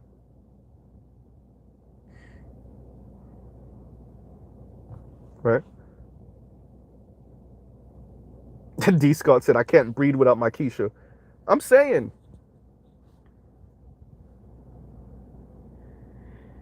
And shout out to BGS. That myth of white womanhood, boy. Hey, that hit black. That freaking term, BGS. It really just, when I heard it, I was like, this is exactly what I've been trying to say since I was a kid.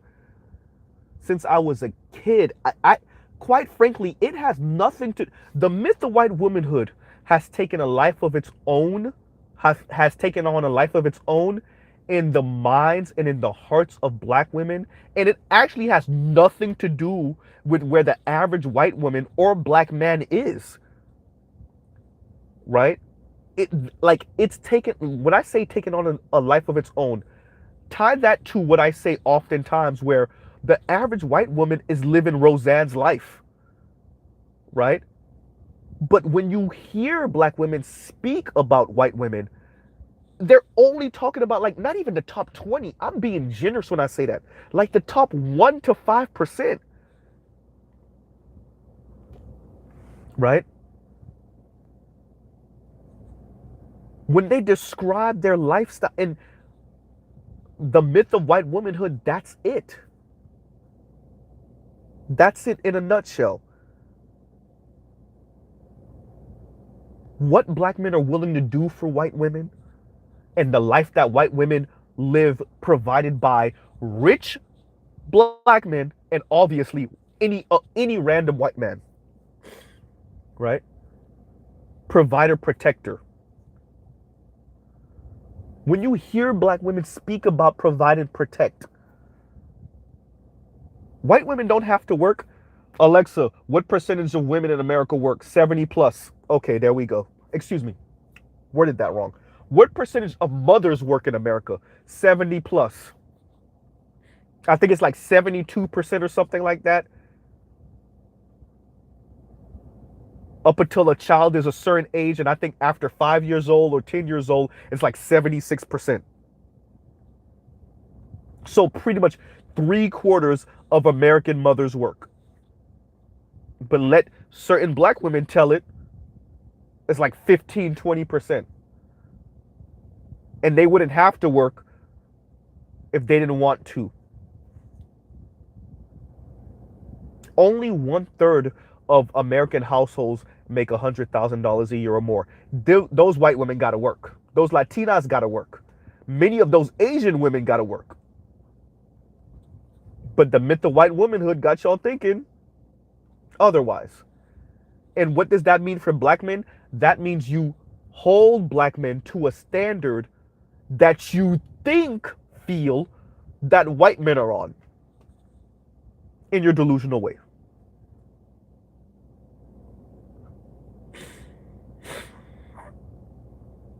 GC, you know I said it before. GC said these women will go to work in their office surrounded by white women, then come home and sign on just to say white women can rest and stay home because their man build. You know what, too? I'll say this. Certain white women don't make that any easier because they lie. They lie. We all have that coworker who say they don't really need this job. And when black women hear white women say that, they really think that white woman is telling the truth.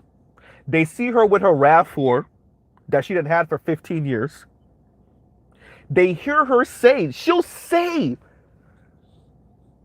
we're only living this because we're only living this because his parents handed him down some money. And it wasn't even all that. They will hear their coworker say that and still think, oh, she's only working because she want to work. Bruh.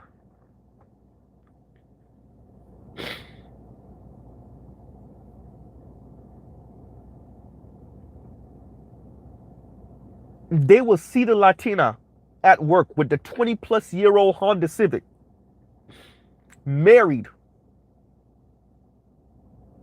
and then come home and type on the internet until their fingers break off how Jose is a provider.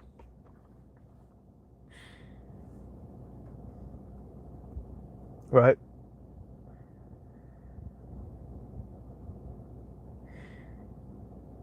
They will see the Asian coworker, the Asian girl, the Asian woman with the white dude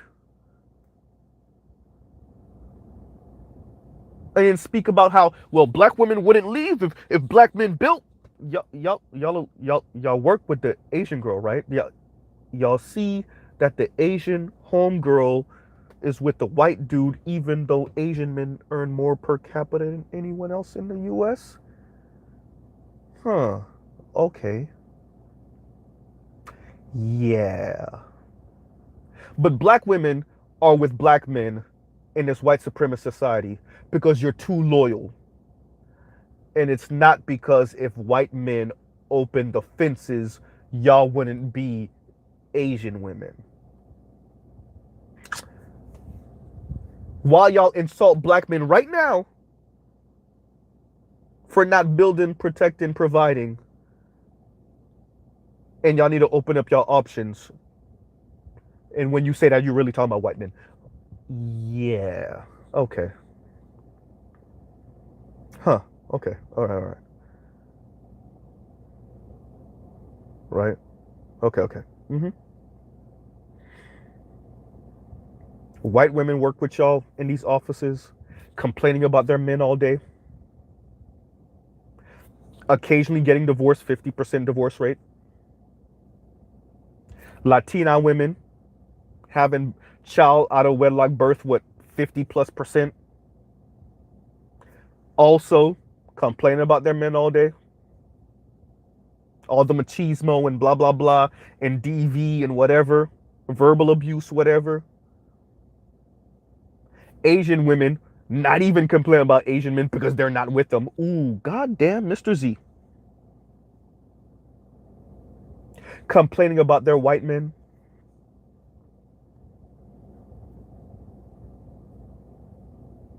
right? And then you get on your phone, you start typing crazy all over social media how black men ain't ish. And then Ostefco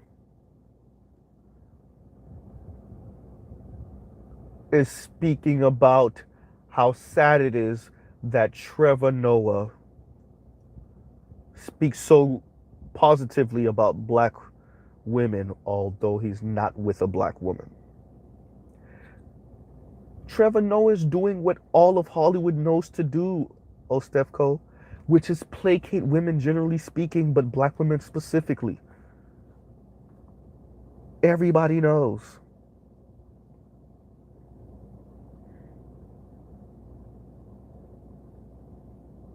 right?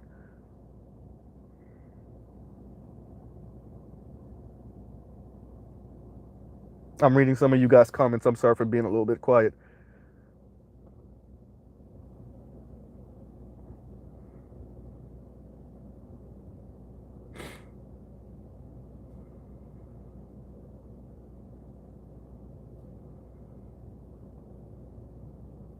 You know, and like I said, I don't. Shout out to Da once again. I'm not saying I. It's very possible that Trevor Noah ends up with a black woman at the end of the day, right? He's currently not with one, but it's possible.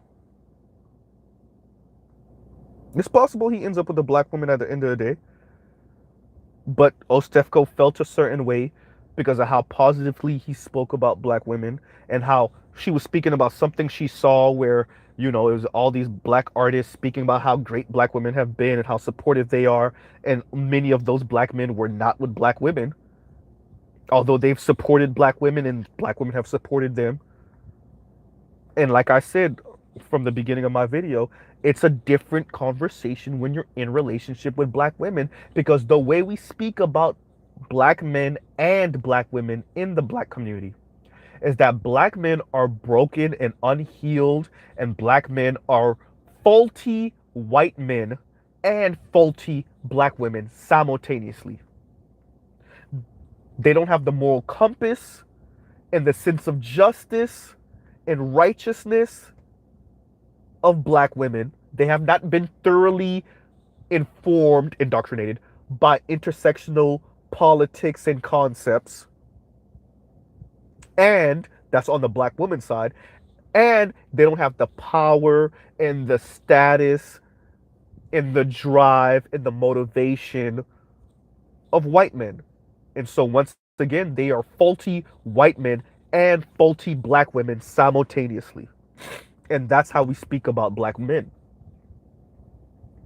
And so when a Trevor Noah comes along and speak about how great black women are, which I think he really means.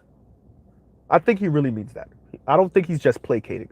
Some of that might be a bit exaggerated, right? But I think he really means like, this is how I really feel. But because he's not in an intimate relationship with a black woman, certain black women feel a certain way. And it's not just about him, it's about other black men who have spoken about how great black women are and how black women have supported them throughout their life. But they're not in an intimate relationship with black women. Being in an intimate relationship with black women, like I was saying, I kind of deviated. It's difficult. It's difficult because the world sees that, and not the world. Sorry, the black community either sees or pretends like they see this, that you're the broken one. You are the broken one. If she got certain issues, it's really because of some man in her life or you, but you're the problem. And there's certain men that just opt out of that. Sometimes it's a very conscious choice, and sometimes it's not. Right? You even have Iyanla Vanzant who made a tacit kind of comment towards that. One time I was watching a one of her shows and excuse me, gotta blow my nose again. Give me a second.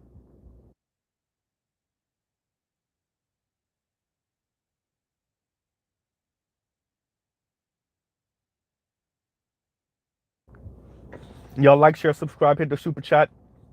But I was watching one of her shows, and she was speaking to a. It might have been two different shows, because I recall her saying this multiple times or implying this multiple times. Um, which is essentially black men are come on the show. Why are you not with black women? Why don't you want to date black women? Blah blah blah blah.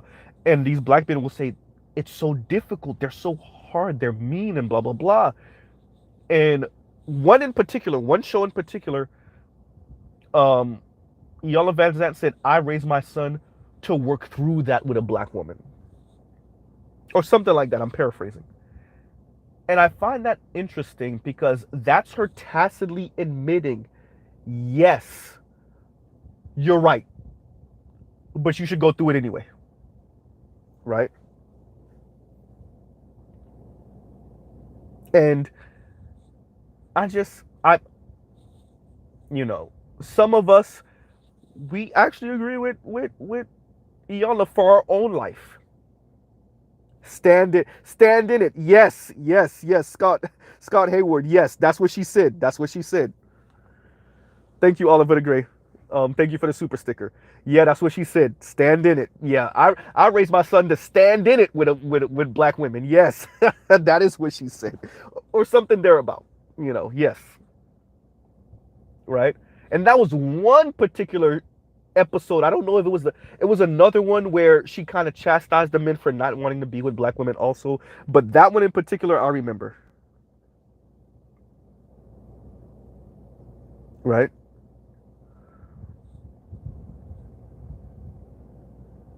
And I once again,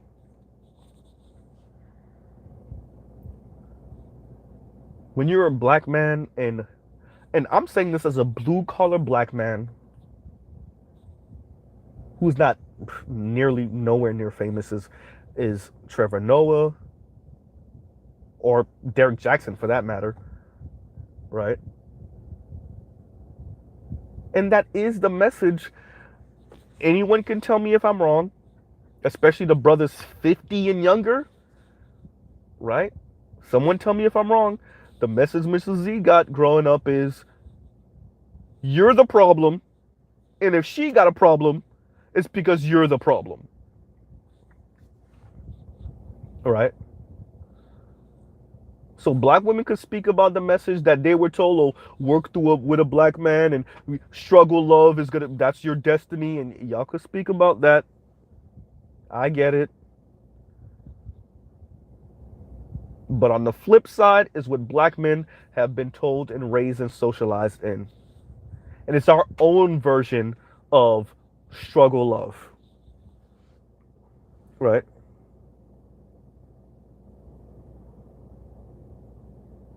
Right?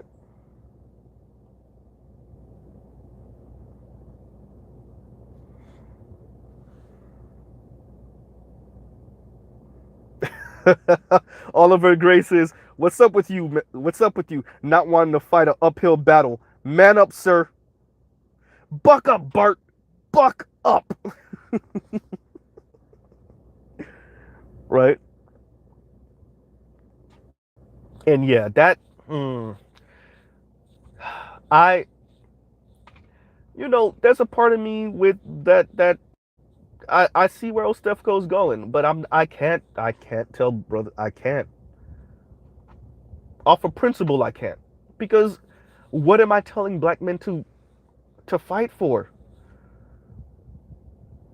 Black women who think they're better than you, number one, who think, once again, I gotta stress this over and over again. This is one of my new things. I said it once on the Roger Report, and I'm gonna start saying it more and more now. Black women who think you are a faulty black woman and a faulty white man simultaneously. Right? You're fighting for that? Right? And if you're not exceedingly attractive, charismatic, have a third leg, or famous or somehow or well off, she don't really want you anyway. She's settling for you in some way. Right? But DA said, I'm not about telling folks who they should get with. That's personal. It is, but it's political also. That is some. I don't remember if Ostefko said those words in particular, but she was somewhat implying that, and I agree with her on that. That I do agree with her on. Who you are with, and who you present to the world isn't just personal. It is very political. You are making a political statement with who you are married to, who you are dating, who you have children with, right? It is very political. I mean, you literally marriage license. I mean, that's like a legal document, right? It is very so. I agree with her on that part. I agree with her 100, right?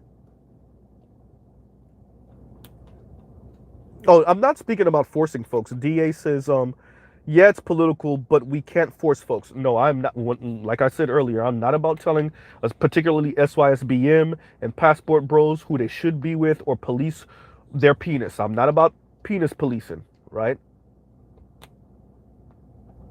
But what I'm saying, and this is straight up Christian, what's in it for black men? If especially when we've been telling them how horrible they are.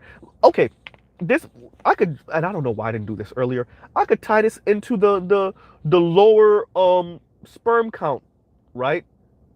You told black men they're unworthy.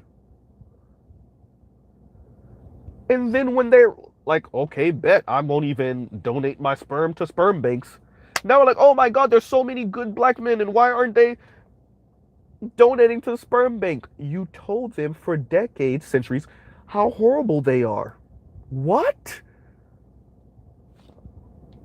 You told this particular demographic of men how horrible they are for decades. And then you have an issue when they're falling out of society. The ones of them that are actually on the up and up are doing the passport bro thing. They're not donating any sperm to the sperm bank. What?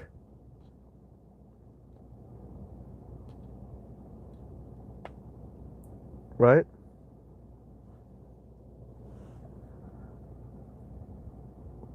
So we talk crap about black men for decades, centuries, and we wonder why they're responding to it,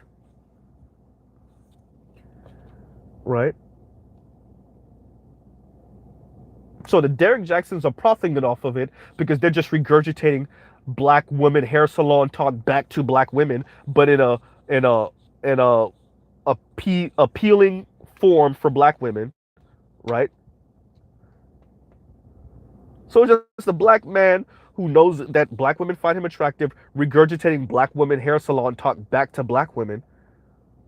And then Trevor Noah, on the other hand, playing it up a bit much, but okay, and just telling black, and he's also keeping and garnering certain black women's support by pretty much regurgitating black leftist talk about black women, right?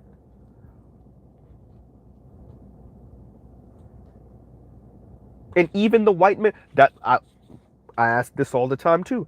The white men that do the whole black women are the backbone of the left. The black women are the thinkers, and black women are the backbone of the Democratic Party. How many of those black men that have said, excuse me, how many of those white men that have said that have black wives? Even black girlfriends of note. Now, I'm not talking about some random black woman they might have been having sex with or having sex with now behind their white wife's back. Nope.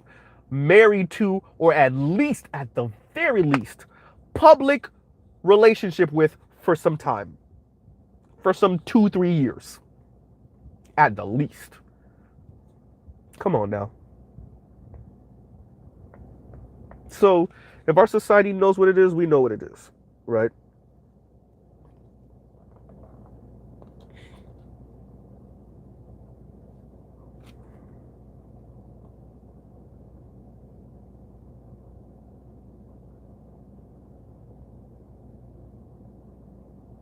Big game. What is Big Game saying? I know And when Los Angeles required you to have at least 11 that kept black dudes out. Yeah.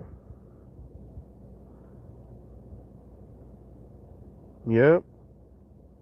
Well, and with that, everyone, I'm about to come to a close. I've said that like 3 or 4 times now. Right? But yeah, so thank y'all for listening in. Um I know Stefco definitely ain't listen to this whole thing. She ain't listen to this. She's not gonna listen to this. But if she at least got into the in 20 minutes in, 30 minutes in, that would have been great. I just wanted to kind of get this out. I think, like I said, it hit me in the feels. I'm 100% honest with that. It hit me in the feels that we had this black woman who, in any other time in history, would have been married with 2 or 3 kids, right? Especially pre 1980. And here she is, college educated, successful in her own right, not married, no children, low key miserable, high key, low key miserable, and doesn't understand why. While she says, and I think it was in a previous video. No, actually, it was in this same video. When she critiques Derek Jackson, she wants a gorgeous man who all her friends are drooling over, but only has eyes for her. Bruh. Forget race. Show me the man. Right? And, like I said, Stefco, when you spoke about Passport Bros and how and you could tell it bothers her. It bothers her. It's just crazy how myopic and solipsistic she is because and she said it, and it speaks to the double standard of black women responding are always responding to black men. Like black women are always responding to black men's misbehavior. Black women don't initiate nothing negative ever. It's always black women responding to black men in their misbehavior, their sexism, their misogynoir, their colorism, such and so forth. So when black women date out and marry out, it's always on the up and up. They're just looking for love and somebody that's going to cherish them and treat them right. Right? None of that have to do with any of their internalized anti-blackness. Nope. But when black men date out and marry out, it's almost always internalized anti-blackness. It's always to snub black women. All right. Right?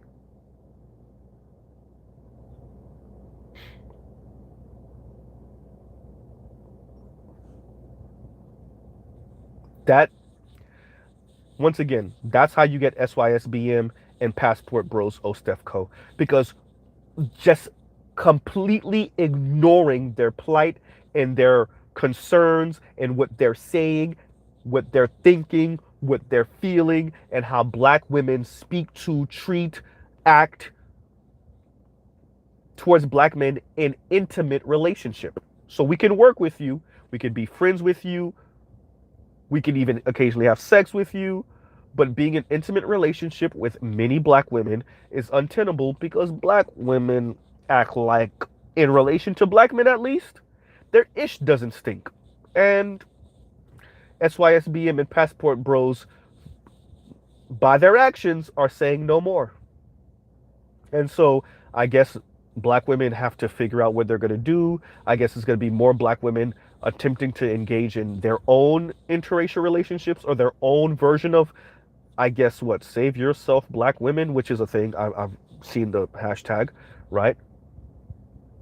Right. So I guess that's what they're going to be engaging in, and engaging in more swirler divester stuff and engaging in same-sex relationships. We already know black women have the highest rate of same-sex relationships, particularly because of their bisexual rate.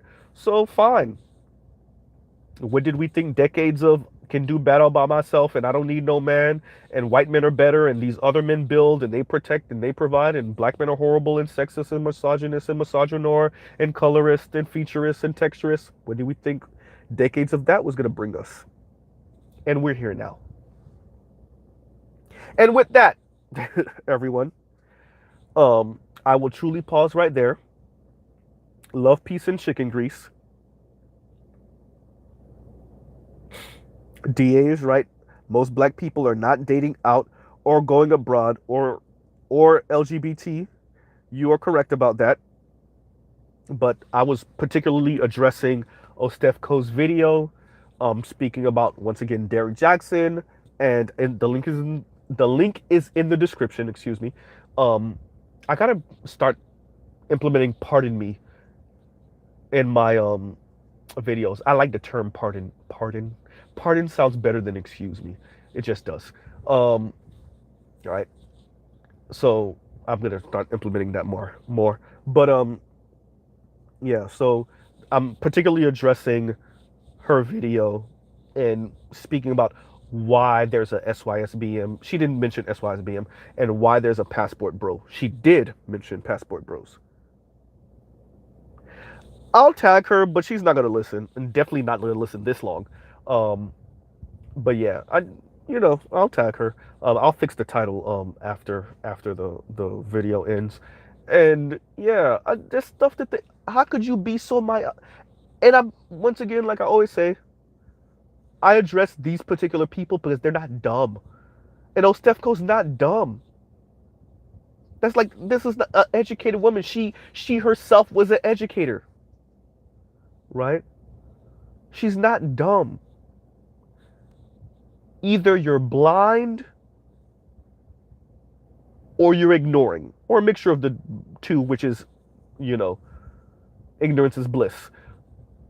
You never considered what the boys were subject to as children or adolescents, and now they're men, and now you got to deal with it. And when I say you, I don't mean necessarily you or Stefko, I mean black women, right? The ones that do feel hurt when they do see the passport bros and the SYSBM brothers. Okay. Well, hey, speak to your sisterin, but y'all don't want to do that because y'all think that's pick me and pick Misha type energy. So, oh well. All right, y'all. Truly right there. I will pause right there. Love, peace, and chicken grease. Mr. Z out. Thank you for listening in. And I will catch y'all on the next stream. This was forever long. I did not expect to go this long, but I did. Okay. All right, y'all. Mr. Z out.